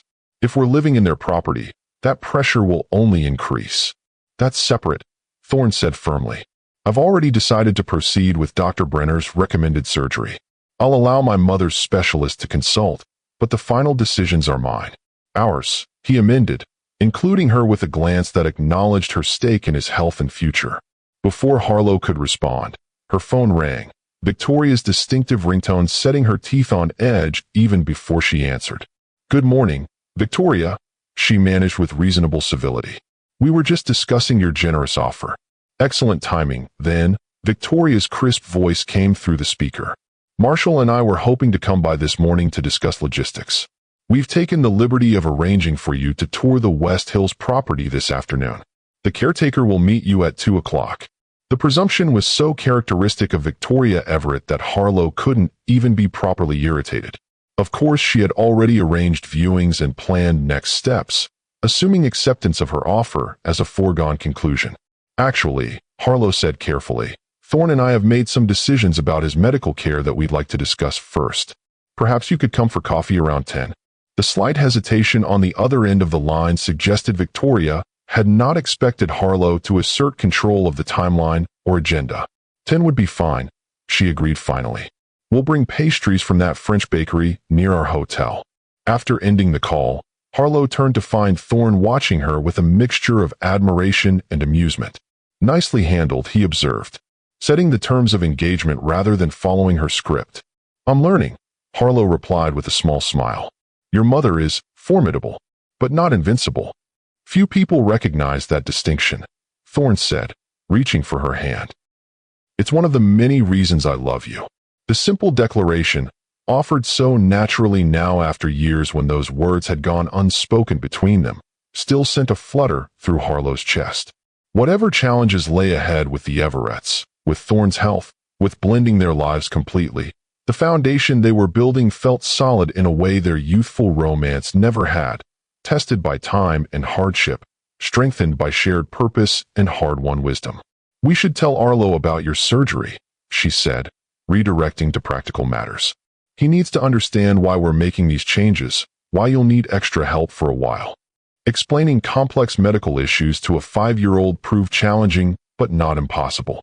Seated on the living room floor beside Arlo's abandoned construction project, they used simple terms and reassuring tones to describe what would happen. Remember how sometimes your dad gets those muscle spasms that hurt? Harlow began, keeping her voice calm and matter-of-fact. The doctors have figured out why that's happening. There's some swelling near the special nerves in Daddy's back that help his body move and feel things. Like inflammation? Arlo asked, surprising both parents with his vocabulary. Ms. Parker talked about that when Jimmy fell at recess and his knee got all puffy.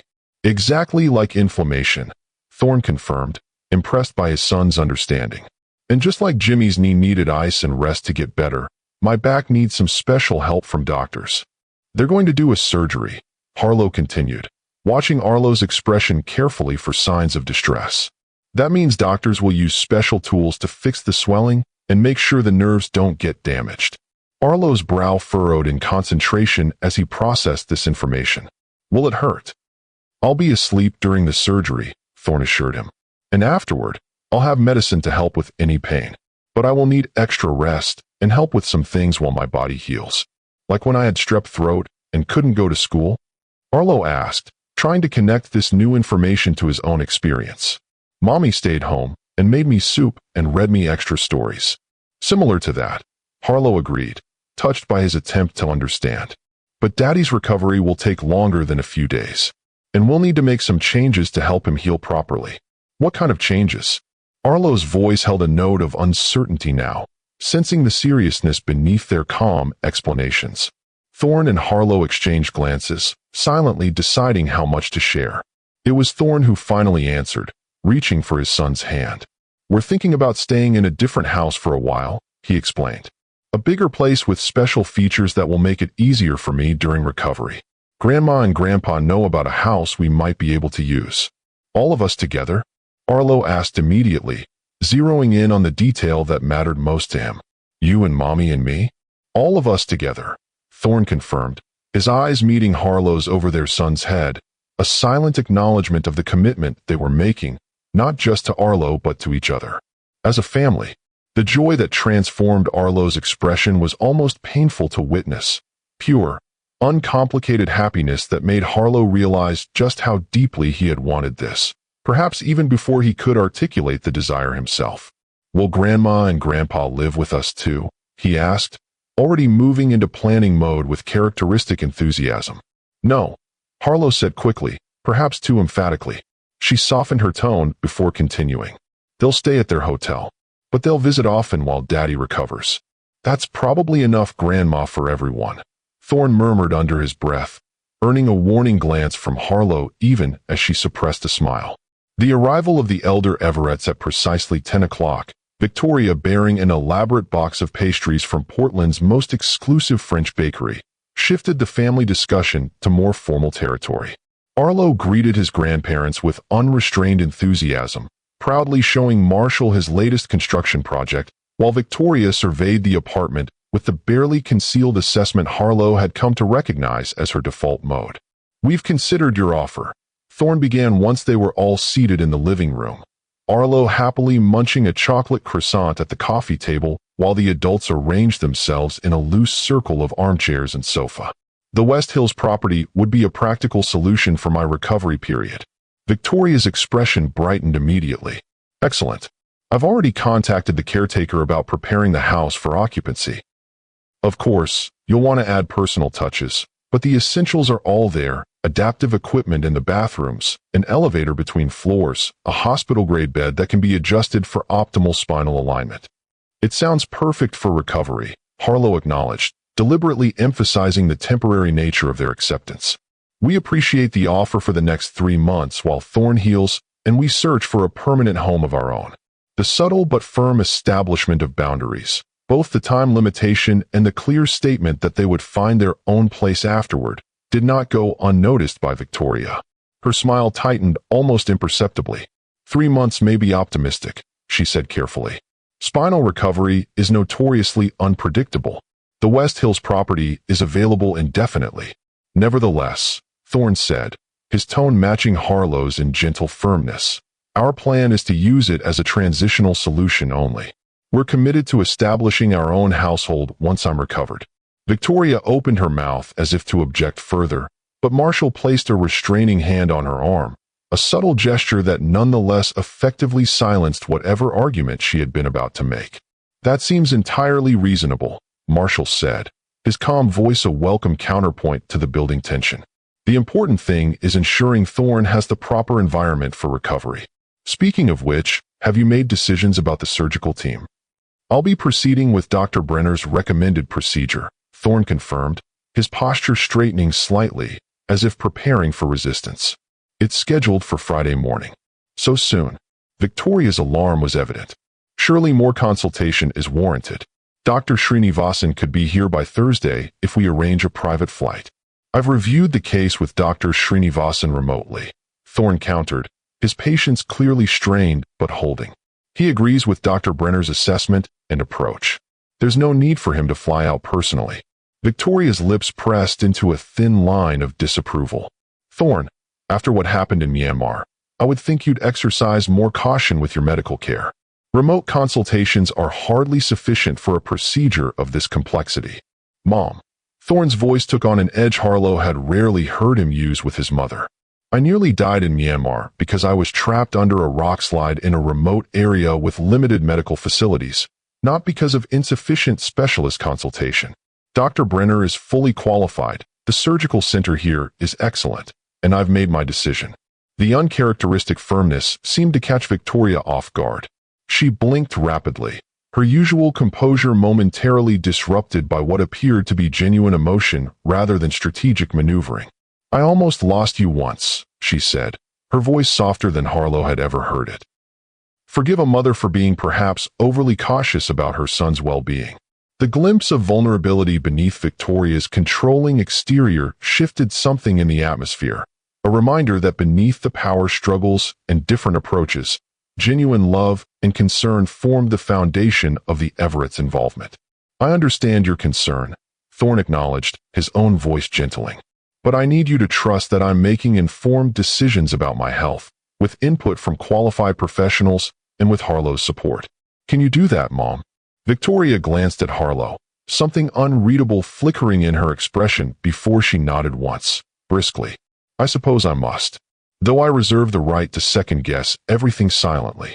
The small concession to humor, so unexpected from the typically serious Victoria, startled a laugh from Harlow. "I wouldn't expect anything less." With the 2 major decisions settled, accepting the West Hills house temporarily and proceeding with Dr. Brenner's surgical plan, the conversation shifted to logistics. Marshall proved unexpectedly practical, producing a tablet with detailed notes about the property, accessibility features, and proximity to Arlo's school and medical facilities. The caretaker can arrange for delivery of your essential belongings prior to Thorne's discharge from the hospital, he explained, showing Harlow the floor plan with methodical precision. The master suite is on the main floor, fully adapted with a private, accessible bathroom. There are 2 additional bedrooms upstairs for Arlo and guests, plus a 4th that could serve as your studio, Harlow. The thoughtful inclusion of space for her work touched Harlow unexpectedly. It suggested Marshall, at least, had been paying attention to her needs and priorities alongside Thorne's and Arlo's. "That's very considerate," she said, genuinely appreciative. "My current projects have tight deadlines that won't pause for personal circumstances. Creative work rarely does." Marshall agreed with surprising understanding. "My mother was a concert pianist. She practiced through illness, family crises, even labor with my sister. Said the music didn't care about her personal dramas." The small personal revelation, the first Harlow could recall Marshall ever sharing about his own family background, created another subtle shift in her perception of the Everett patriarch. Like his unexpected playfulness with Arlo, this glimpse of personal history and understanding suggested depths beneath the corporate exterior that she had never been allowed to see during her brief marriage to Thorne. As the morning progressed, practical arrangements were made with surprising efficiency. Victoria, channeling her controlling tendencies into productive organization, created detailed lists of what needed to be accomplished before Thorne's surgery. Marshall made calls to arrange for moving assistance and additional adaptive equipment not already present in the West Hills house. Even Arlo contributed, creating elaborate drawings of how each room should be arranged for maximum family happiness. By early afternoon, when they departed for the scheduled tour of the property, Harlow felt a cautious optimism beneath her lingering wariness of the Everett's involvement. The house itself proved even more impressive than Marshall's description had suggested, a modernist structure built into the hillside with walls of glass overlooking the city and mountains beyond. Its accessible features integrated so seamlessly into the elegant design that they enhanced rather than detracted from the aesthetic. "It's beautiful," Harlow admitted as they completed the tour, Arlo racing from room to room with the boundless energy of childhood, while Thorne explored the accessible features with evident appreciation for their thoughtful implementation. "The foundation maintains several such properties," Victoria explained, a hint of pride in her voice. "Initially for executives with disabilities, but increasingly for family use as well." Marshall insisted on universal design principles before they became fashionable. Another small revelation about the Everetts that contradicted Harlow's preconceptions. She was beginning to understand that the reality of Thorne's parents was far more nuanced than the controlling, status-obsessed caricatures she had constructed from her limited interactions during their marriage. "It's perfect for our temporary needs," she acknowledged, deliberately emphasizing the time limitation again even as she expressed genuine appreciation. "Thank you for making it available to us." Victoria's mouth tightened slightly at the reminder of their 3-month timeline, but she nodded acceptance. "Family supports family," she said simply. "Whatever our differences on certain matters." The days leading up to Thorne's surgery passed in a whirlwind of preparations. Essential belongings from both apartments were moved to the West Hills house, with Victoria supervising arrangements with terrifying efficiency while Marshall took charge of entertaining Arlo during the chaos. Harlow divided her time between setting up her temporary studio space, attending pre-surgical consultations with Thorne, and helping Arlo adjust to the impending changes in their family routine. "Will Daddy be different after his operation?" Arlo asked on the evening before the surgery, his small face serious as Harlow tucked him into his new bed in the upstairs bedroom he had claimed as his own. Like, will he be sad or grumpy like Jimmy's mom was after her gallbladder came out? The earnest question, delivered with such specific reference to his classmate's experience, made Harlow smile despite her own anxiety about the upcoming procedure. "He might be tired and uncomfortable for a while," she explained honestly. "Recovery takes time, and sometimes people get frustrated when they can't do things as easily as before. But Daddy's spirit won't change. He'll still be the same person who loves you and tells terrible jokes and gets excited about nature documentaries. And who loves you too," Arlo added with the certainty of a child stating obvious facts. "That won't change either, right?"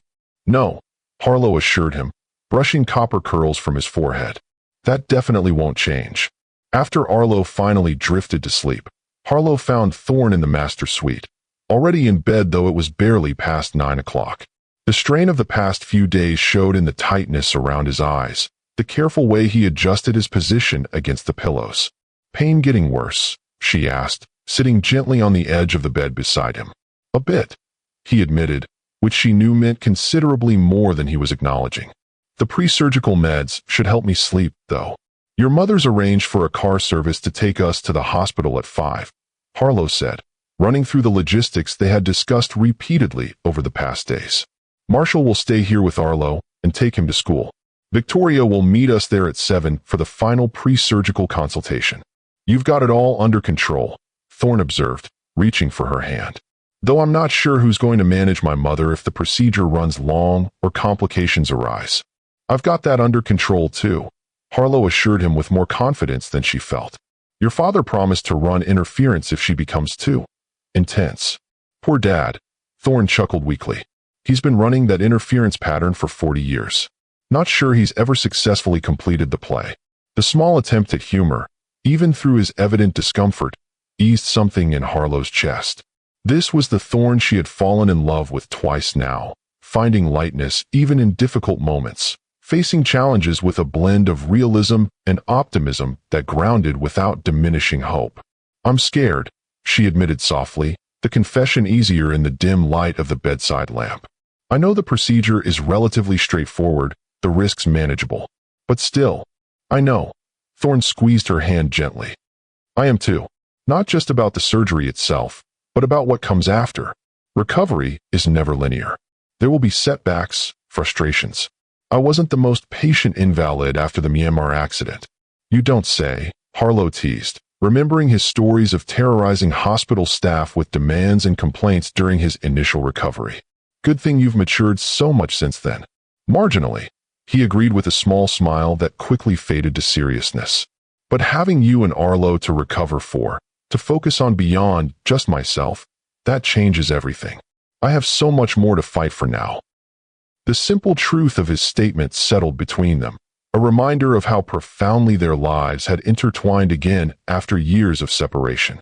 Whatever the outcome of tomorrow's surgery, whatever challenges recovery might bring, they would face them together, not as the impulsive young couple they had once been, but as partners who had earned their way back to each other through growth and forgiveness.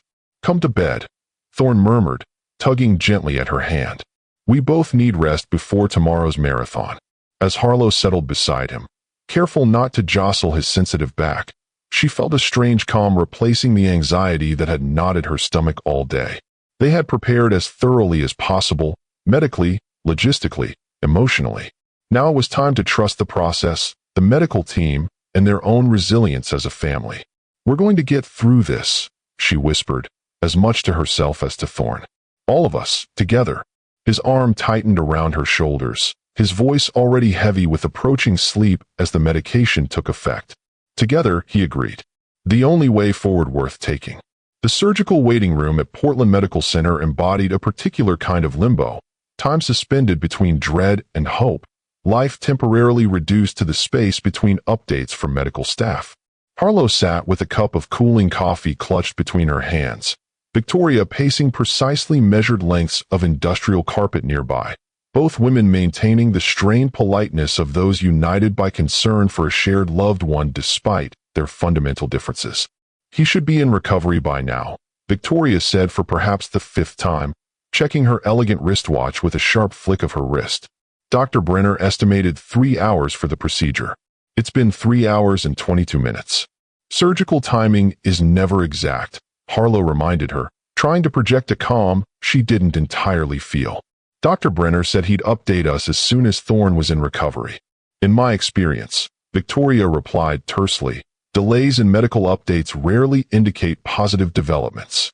Before Harlow could formulate a response that wouldn't escalate tensions, the waiting room doors opened to admit Dr. Brenner, still in surgical scrubs though he had removed his cap. Both women froze, attention fixed on his expression, searching for clues before he even spoke. "The procedure went well," he began, and Harlow felt her lungs expand with the first full breath she'd taken in hours. We successfully relieved the compression and reduced the inflammation. There were no unexpected complications. Thank God, Victoria murmured, the rare display of emotion making her momentarily seem more human, less the formidable Victoria Everett, and more simply a mother relieved about her child's well-being. He's in recovery now, Dr. Brenner continued. Still coming out of anesthesia, but his vital signs are strong, and initial neurological responses are exactly what we want to see at this stage. When can we see him? Harlow asked, already gathering her things, prepared to follow wherever the doctor led. About 30 minutes, Dr. Brenner estimated. He'll be groggy, in and out of consciousness initially. Don't be alarmed if he seems confused or doesn't remember conversations. That's normal with the anesthesia and pain medication. The 30 minutes stretched to nearly an hour before a nurse finally appeared to escort them to the recovery area. Thorne lay pale against the white hospital sheets, monitors beeping steadily beside him, and 4 dripping clear fluid into his arm. Despite Dr. Brenner's warnings, the sight of him so vulnerable sent a jolt of fear through Harlow's chest. The surgery went well, Mr. Everett, the nurse was saying as she checked his vitals. Your family is here. Thorne's eyes fluttered open, unfocused at first before settling on Harlow's face. A small smile tugged at his lips. Hey, beautiful, he murmured, his voice rough from the breathing tube used during surgery. Did I miss anything exciting? The simple joke, so characteristic even through the fog of medication, released the tension Harlow had been carrying since they'd parted outside the surgical suite hours earlier. Just your mother terrorizing the hospital staff and me drinking approximately a gallon of terrible coffee, she replied, moving to take his hand. How are you feeling? Like someone performed surgery on my spine, he said dryly, which I suppose is appropriate under the circumstances. Victoria stepped forward then, her usual composure slightly fractured as she reached to smooth hair from her son's forehead with uncharacteristic tenderness. The doctor says everything went perfectly. No complications. Sorry to deprive you of the opportunity to fly in specialists from 3 continents, Mom. Thorne teased weakly, though his hand turned to grip hers briefly, a silent acknowledgement of her concern beneath the light words. I'll settle for a smooth recovery instead, Victoria replied with surprising grace. Though I have already contacted Dr. Leong about her innovative physical therapy protocol. She's sending materials for your rehabilitation team to review. Thorne caught Harlow's eye over his mother's shoulder, a look of amused resignation passing between them. Some aspects of Victoria Everett would never change, regardless of circumstances. The days following surgery established a new routine for their unconventional household. Thorne was discharged to the West Hills house after 3 days in the hospital, beginning the slow process of recovery with a combination of rest, medication, and gradually increasing physical therapy. Harlow divided her time between caring for him, maintaining some semblance of normalcy for Arlo, and carving out precious hours for her illustration work whenever Victoria or Marshall could take over other responsibilities. To Harlow's surprise, the elder Everetts proved genuinely helpful during this period, their controlling tendencies channeled into practical support rather than interference. Victoria managed medication schedules and medical appointments with military precision, while Marshall took charge of Arlo's school transportation and afternoon activities, revealing unexpected patience with his grandson's endless energy and curiosity. Your father is remarkably good with Arlo, Harlow observed one evening as she and Thorne watched from the bedroom window, as Marshall helped Arlo construct an elaborate bird feeder in the garden below. I never would have expected that from the intimidating CEO I met during our marriage. Dad's always been better one-on-one than in group settings, Thorne explained, adjusting his position carefully against the pillows that supported his healing back. In business, his remoteness was strategic, the unapproachable Mr. Everett making competitors nervous and employees strive for approval. But he was different at home, at least with me. Patient with my endless questions, supportive of my interests even when they didn't align with the expected Everett path. Unlike your mother, Harlow surmised, thinking of Victoria's thinly veiled disappointment whenever Arlo expressed interests that didn't align with her vision of appropriate Everett grandson activities. Mom loves fiercely but narrowly, Thorne acknowledged. Her vision of what constitutes success, happiness, appropriate life choices. It's limited by her own experiences and fears. Dad's more adaptable, more willing to let people find their own way, even if he doesn't always understand or approve of their choices. The insight into the Everett family dynamics helped Harlow navigate the complex daily interactions as they settled into cohabitation. She found herself increasingly able to deflect Victoria's more controlling suggestions without direct confrontation, often by redirecting her formidable organizational skills toward aspects of household management where they were genuinely helpful rather than intrusive. 2 weeks into Thorne's recovery, an unexpected development shifted the family dynamic yet again. Harlow was working in her makeshift studio, racing to complete illustrations for a deadline that had already been extended due to family circumstances, when Victoria appeared in the doorway, her expression unusually hesitant. "May I interrupt?" she asked with uncharacteristic deference to Harlow's work. "There's a matter I'd like to discuss while Thorne is resting and Arlo is at school." Intrigued by the formal request, Harlow set aside her brushes. "Of course. Is everything all right?" Victoria entered the studio space with measured steps, taking in the organized chaos of Harlow's work area, reference materials scattered across surfaces, detailed botanical sketches pinned to boards, specialized brushes and pens arranged in precise groupings despite the temporary nature of the setup. "You're very talented," she observed, pausing to examine a nearly completed illustration of a rare orchid species. "I've been looking at your published work. The detail is extraordinary. The scientific accuracy combined with genuine artistic sensitivity, it's quite remarkable." The unexpected praise from someone Harlow had always perceived as dismissive of her career caught her completely off guard. "Thank you," she managed, unable to formulate a more eloquent response. "I didn't properly appreciate your work during your first marriage to Thorne," Victoria continued, seating herself in the room's single visitor chair with characteristic precision. "I made assumptions based on limited understanding. That was short-sighted of me." The admission, as close to an apology as Victoria Everett likely ever came, hung in the air between them, a tentative olive branch from an unexpected source. "Why are you telling me this now?" Harlow asked directly, sensing something specific had prompted this unusual conversation. "Because I've received a call from Eliza Huntington at the Pacific Botanical Foundation," Victoria replied, watching Harlow's face carefully. "She mentioned they've been trying to reach you about a significant commission, the complete illustration of newly discovered species from their Amazonian expedition. Apparently your current representation hasn't responded to their inquiries." Harlow's breath caught. The Pacific Botanical Foundation was prestigious, their publications widely respected in both scientific and artistic communities. Such a commission would be career-defining, an opportunity to showcase her work at the highest levels of botanical illustration. "My agent has been having health issues," she explained, mind racing. "Communications have been spotty." "But how did they contact you?" "Marshall and I have been substantial donors to the foundation for years," Victoria explained with a dismissive wave, as if multi-million-dollar philanthropic relationships were entirely ordinary. "Eliza and I serve on several boards together." When she mentioned difficulty reaching a talented illustrator named Hayes for this important project, I realized the connection. "And you told her you knew me," Harlow concluded, still processing this unexpected development. "I did more than that," Victoria admitted, a hint of her usual take-charge demeanor resurfacing. "I invited her to lunch tomorrow to discuss the project directly with you. Here at the house. Marshall will take Thorne and Arlo on an excursion to that science museum Arlo's been begging to visit, providing you with a professional environment for the meeting."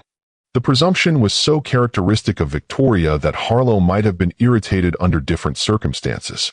But the opportunity was too significant to reject based on principle alone, and Victoria's evident respect for her work, so different from the thinly veiled dismissal of her career during her first marriage to Thorne, suggested genuine growth in their relationship.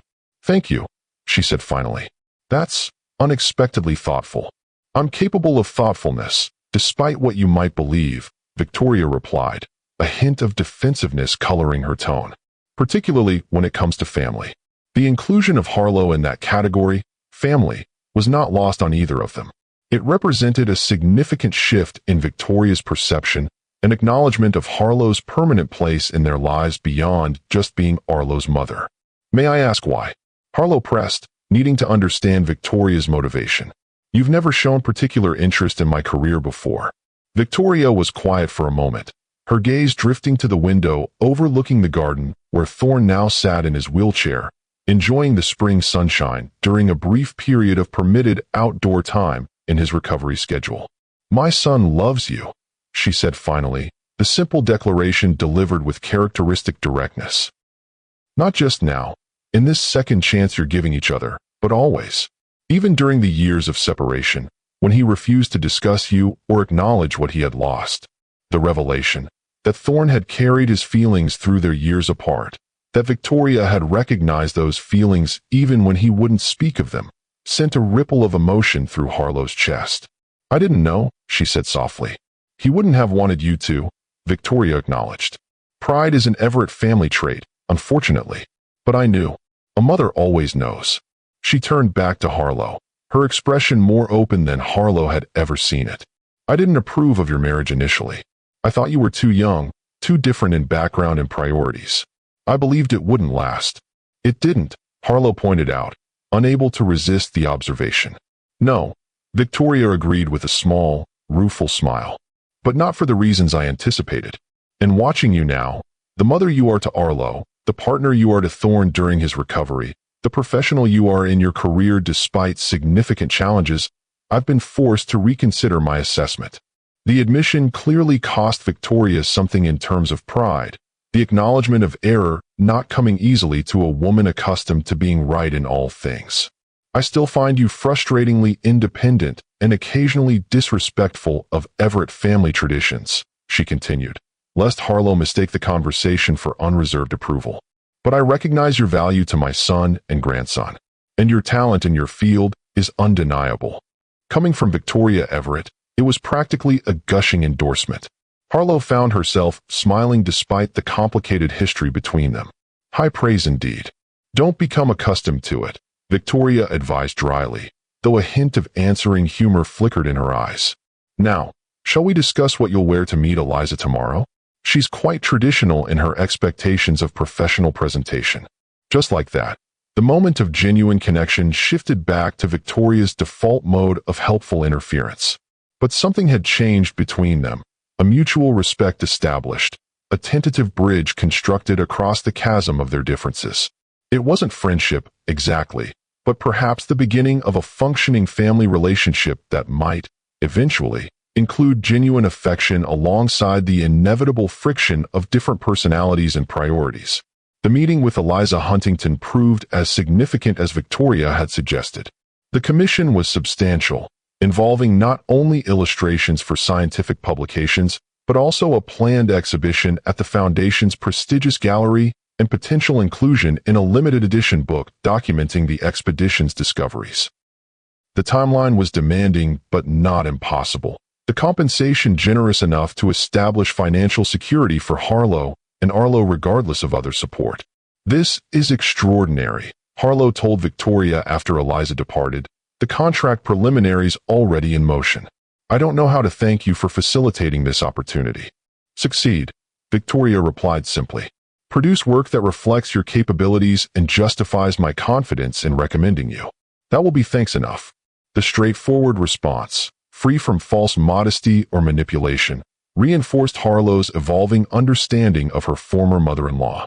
Victoria's value system might differ from her own in many ways, but her commitment to excellence and achievement was genuine, and her willingness to extend that commitment to supporting Harlow's career represented significant growth in their relationship. As Thorne's recovery progressed from initial healing to active rehabilitation, their household settled into surprisingly comfortable patterns. The temporary nature of their arrangement, the 3-month timeline Harlow had initially insisted upon, began to feel increasingly arbitrary as they established family routines that worked for all of them. The West Hills house, initially accepted as merely a practical solution for Thorne's recovery, had become a home where they functioned well as a family unit. Have you started looking at permanent housing options? Marshall asked one evening as he helped Harlow prepare dinner while Victoria supervised Thorne's physical therapy exercises in the adjacent room and Harlow worked on homework at the kitchen island. Not actively, Harlow admitted. realizing with surprise that their self-imposed deadline was approaching without any concrete plans for what would follow. The Botanical Commission has consumed most of my attention outside of family responsibilities. Marshall nodded understanding, his methodical vegetable chopping never pausing during the conversation. This property suits your needs well, he observed casually. Convenient location, appropriate accessibility features, sufficient space for everyone's activities. The implication hung unspoken between them, that the temporary arrangement could easily become permanent if they wished it. Before Harlow could formulate a response, Arlo looked up from his math worksheet. "I like living here," he announced with the directness of childhood. "My school friends think it's super cool, and Daddy can use the elevator when his back hurts. And Mommy has a real studio instead of just the corner of the living room. Can we stay forever?" The question, delivered with such hopeful innocence, crystallized the decision that had been forming in Harlow's mind for weeks. This house, initially accepted with such reservations about Everett influence and strings attached, had indeed become home.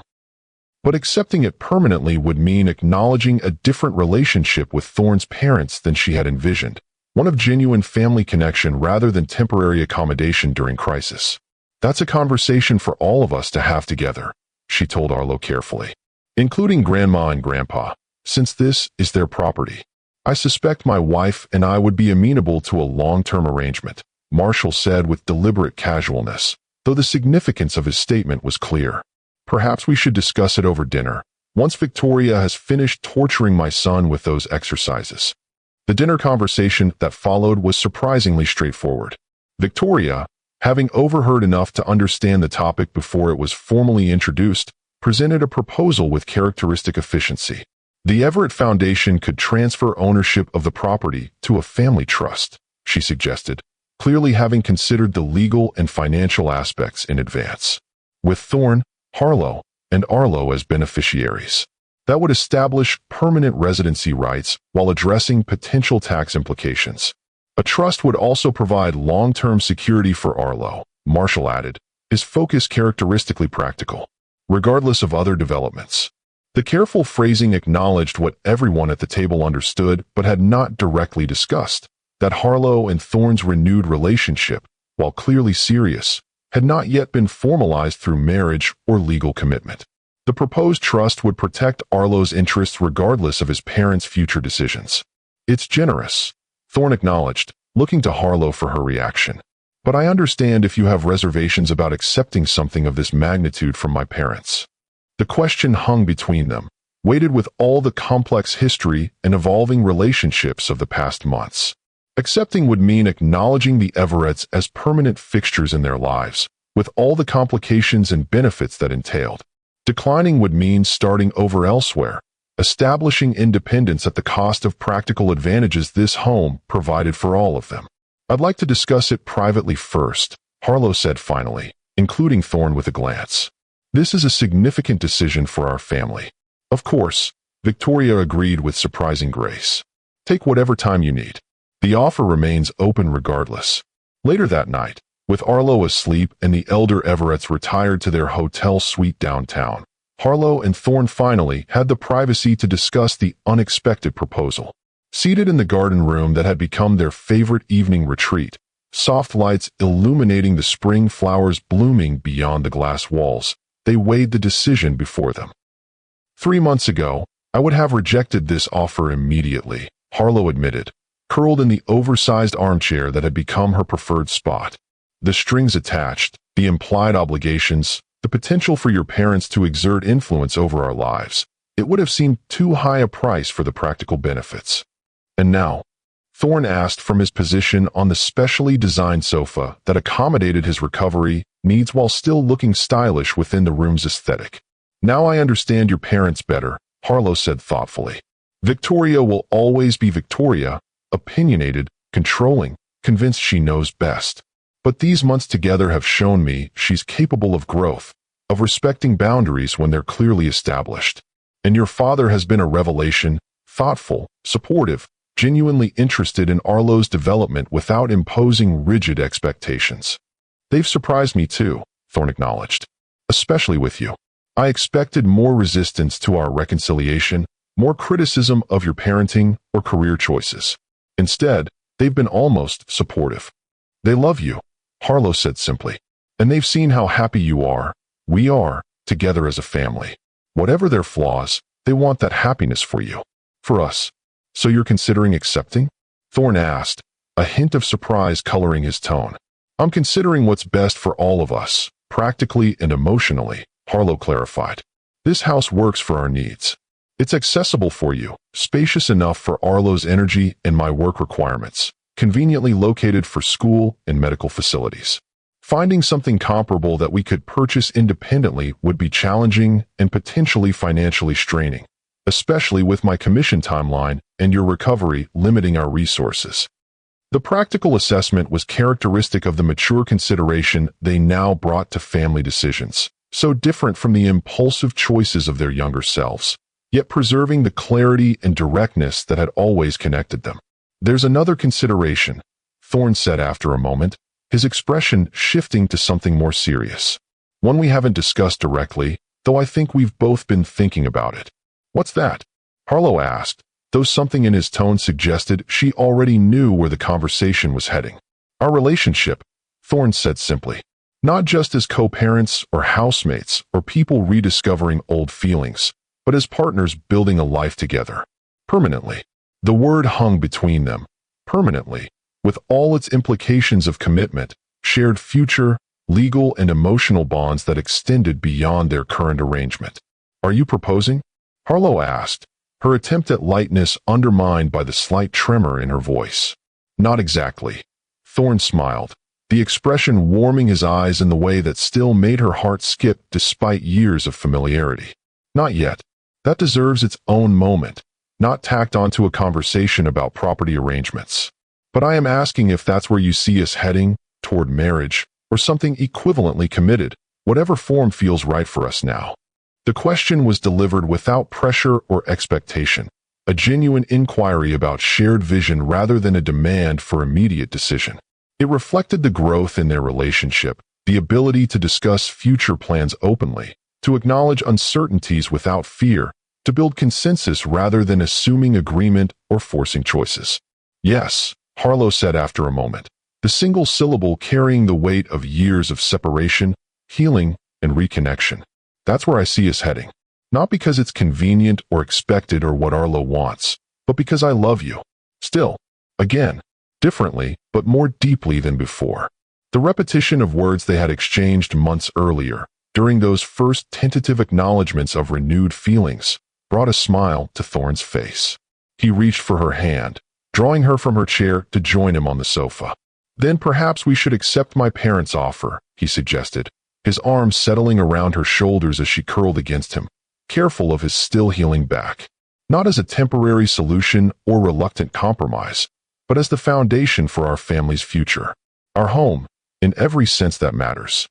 Our home, Harlow repeated, testing the concept. It felt right. This space they had filled with new memories over the past months, where Arlo had bloomed with the security of having both parents present, where they had navigated challenges and celebrated small victories together. I think I'd like that.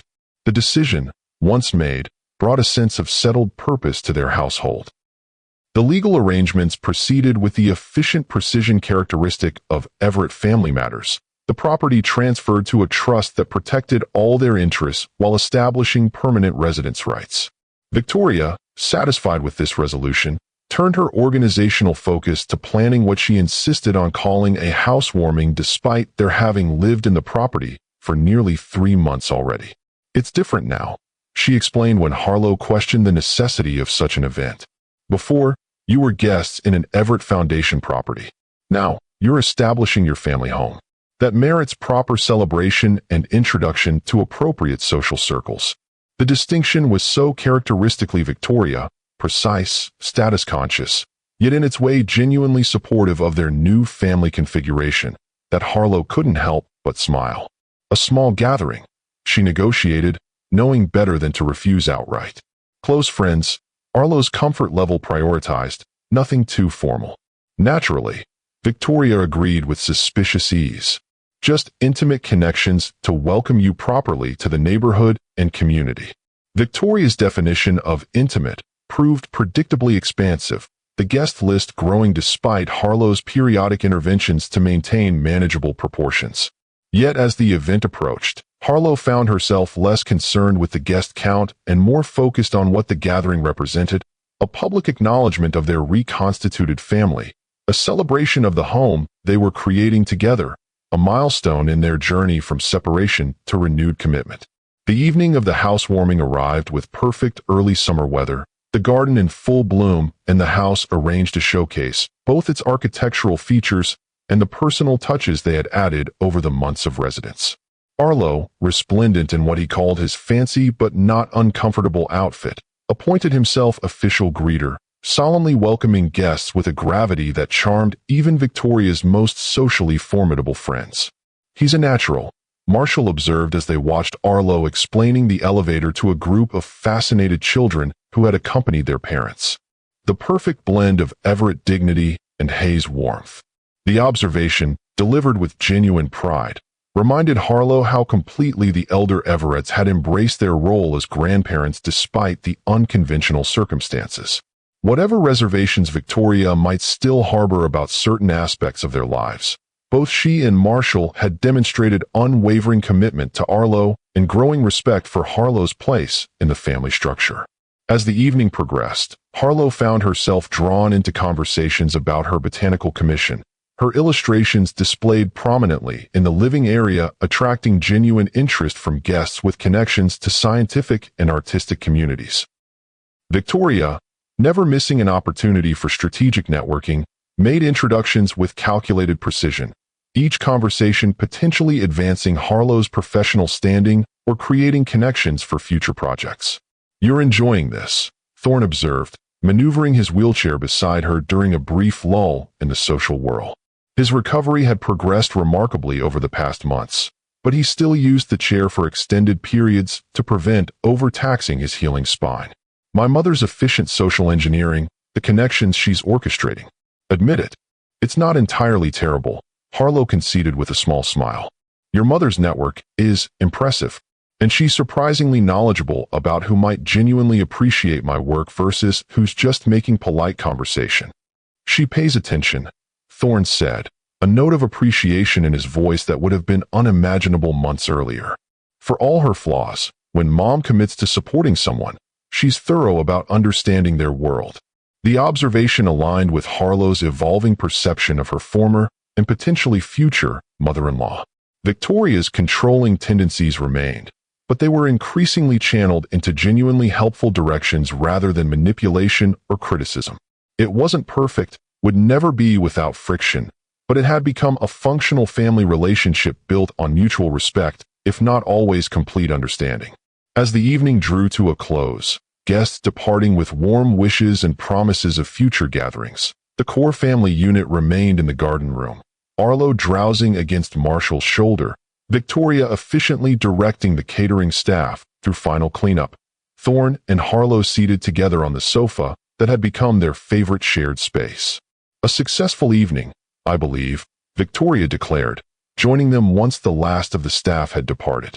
"Several promising connections established, appropriate social foundations laid for your position in the community." "It was lovely," Harlow agreed, too contented to bristle at Victoria's characteristic focus on social positioning. "Thank you for arranging it, and for keeping it more restrained than I feared." "I am capable of compromise," Victoria sniffed, though a hint of amusement lurked beneath her dignified exterior. "When properly motivated by family considerations." "Speaking of family," Marshall interjected, gently shifting the sleeping Harlow in his arms, "perhaps we should get this young man to bed before discussing any further social strategies or expressions of gratitude." The practical suggestion, delivered with Marshall's characteristic calm authority, redirected the evening toward its natural conclusion. As Harlow and Thorne prepared to take Harlow upstairs, Victoria and Marshall moved toward the entryway, gathering their things for the return to their hotel suite downtown. "We'll be leaving for Boston the day after tomorrow," Victoria announced, her tone deliberately casual despite the significance of the statement. "Marshall has board meetings that require his presence, and I have several charitable commitments that can't be postponed further." The impending departure of the elder Everetts, who had been nearly constant presences in their lives throughout Thorne's recovery and their establishment in the West Hills house, represented another transition, another adjustment to their evolving family dynamic. Harlow was surprised to realize she felt a touch of regret alongside the expected relief. "You've been incredibly helpful during these past months," she acknowledged, genuine appreciation in her voice. "Harlow will miss you. We all will. We'll return for visits, of course," Victoria assured them briskly, as if to prevent the moment from becoming overly sentimental. "Quarterly at minimum, more frequently if circumstances warrant. And we expect regular video calls with Arlo to maintain appropriate grandparent connection between visits." "Of course," Thorne agreed, his smile reflecting understanding of his mother's need to establish structured plans even for family relationships. "We'll set up a regular schedule that works with everyone's commitments." "Excellent." Victoria nodded approval, her composure momentarily softening as she glanced at the sleeping Arlo. "He's a remarkable child. You've both done well with him, despite challenging circumstances." The simple acknowledgement that they had succeeded as parents despite the separation, despite the complications of their history, was perhaps the highest praise Victoria Everett could offer. Harlow felt its weight as the validation it was intended to be, a recognition of their journey and the family they had created from fractured beginnings. After the elder Everetts departed and Arlo was tucked safely into bed, Harlow and Thorne found themselves alone in the garden room that had witnessed so many significant conversations over the past months. The house felt different somehow, fully theirs in a way it hadn't before, despite the legal transfer having occurred weeks earlier. Perhaps it was the public acknowledgement of the evening's gathering, or the impending departure of the Everetts, or simply the natural evolution of their comfort in the space they now officially called home. "I have something for you," Thorne said, reaching into the side pocket of his wheelchair where he had apparently concealed a small package earlier in the evening. "I've been waiting for the right moment, and this seems like it." The velvet box he produced was unmistakable in its implications, though not entirely unexpected given their recent conversations about their relationship's direction. Still, Harlow's heart quickened as he opened it to reveal a ring unlike any traditional engagement setting, a band of hammered platinum inset with small emeralds that caught the light with subtle brilliance. "This isn't exactly a proposal," Thorne clarified, his eyes holding hers with the directness that had always characterized their most honest moments. "Or rather, it's a proposal of sorts, but not the traditional kind. We've done that version before, and while it had its charm, I think we've moved beyond conventional steps in our relationship." "What kind of proposal is it, then?" Harlow asked, her voice steady despite the emotion rising in her chest. "A proposal of partnership," Thorne replied, turning the box so she could see the ring more clearly. "Equal, honest, built on who we are now rather than who we were then. A commitment to the family we're creating with Arlo, to the life we're building in this home, to facing whatever comes next together rather than separately." The thoughtfulness of the framing, acknowledging their history without being bound by it, recognizing their growth while honoring their connection, touched Harlow deeply. This was the man she had rediscovered over the past months, the person who had emerged from the crucible of their separation stronger, wiser, more intentional in his choices and commitments. "If marriage is what you want, we can do that too, in whatever form feels right," Thorne continued when she remained silent. "Or we can define our partnership differently, legally and practically secure, but on our own terms. What matters to me is the commitment itself, not the specific structure it takes." The freedom in his offer, to shape their relationship according to their needs and values rather than external expectations, was perhaps the clearest indication of how profoundly they had both changed since their youthful marriage. The Thorne she had known then would have had clear, specific expectations about how their reconciliation should proceed. This Thorne was offering genuine collaboration, a shared decision about their future path. "I think," Harlow said carefully, reaching for the ring but not yet taking it from the box, "that I would like to be married to you again. Not because it's expected or traditional or what would make your parents happy, but because there's something meaningful to me about making that specific commitment, about choosing it consciously this time, with full awareness of what it means and what it asks of both of us." "That's what I want too," Thorne admitted, relief and joy mingling in his expression. I just didn't want to assume or pressure. We've worked so hard to build something equal, something balanced. And we'll keep working at it, Harlow assured him, finally lifting the ring from its velvet nest. Every day, through whatever challenges come next. Together. As she slipped the ring onto her finger, a perfect fit, because of course Thorne would have ensured that practical detail, despite the non-traditional approach. Harlow felt a sense of completion, of pieces falling into place that had once seemed irreparably scattered. Their path had been circuitous, marked by pain and separation and unexpected reconnection, but it had led them here, to a home filled with love, to a family strengthened by adversity, to a partnership defined by mutual respect and genuine understanding. It suits you, Thorne observed, his fingers entwining with hers, the emeralds catching the soft light. Both the ring and the decision. Yes, Harlow agreed, leaning forward to seal their commitment with a kiss that carried the weight of their history and the promise of their future. It does. We do. Later that night, after checking on Arlo once more before retiring, they stood together at the window of their bedroom, looking out at the city lights spread below like earthbound stars. Thorne's arm wrapped around her waist, her head resting against his shoulder. They shared a moment of quiet appreciation for the journey that had brought them to this point. Life never follows the path we expect, Harlow mused, echoing thoughts she had had months earlier when their reconnection was still new and fragile. If someone had told me at that wedding where Arlo first recognized you that we'd end up here, living in a house provided by your parents, planning a second marriage, building a life that incorporates both our pasts and something entirely new, I would have thought they were delusional. And yet, here we are, Thorne agreed, his voice warm with contentment. Proof that sometimes the most unexpected paths lead exactly where we need to go, even when they take us through difficult terrain first. The simple truth of his statement settled between them, a reminder that their story, like all the most meaningful human stories, had never been about achieving perfection or avoiding challenges, but about finding strength and beauty in the journey itself, in the connections forged through shared experience, in the family they had built from fragments that once seemed irreparably broken. I love you, Harlow said simply, the words carrying the weight of their history and the lightness of their future. Still, again, always, and I love you, Thorne replied, the certainty in his voice a foundation they could build upon. Still, again, forever. Outside their window, the city continued its nighttime rhythm. Stars appeared and disappeared behind passing clouds. The world moved in its constant patterns of change and continuity. Inside, in the home they had created together, Harlow and Thorne held each other in the quiet darkness, grateful for the unexpected journey that had brought them full circle, not to where they had begun, but to something new and stronger, built from the wisdom of separation and the joy of rediscovery.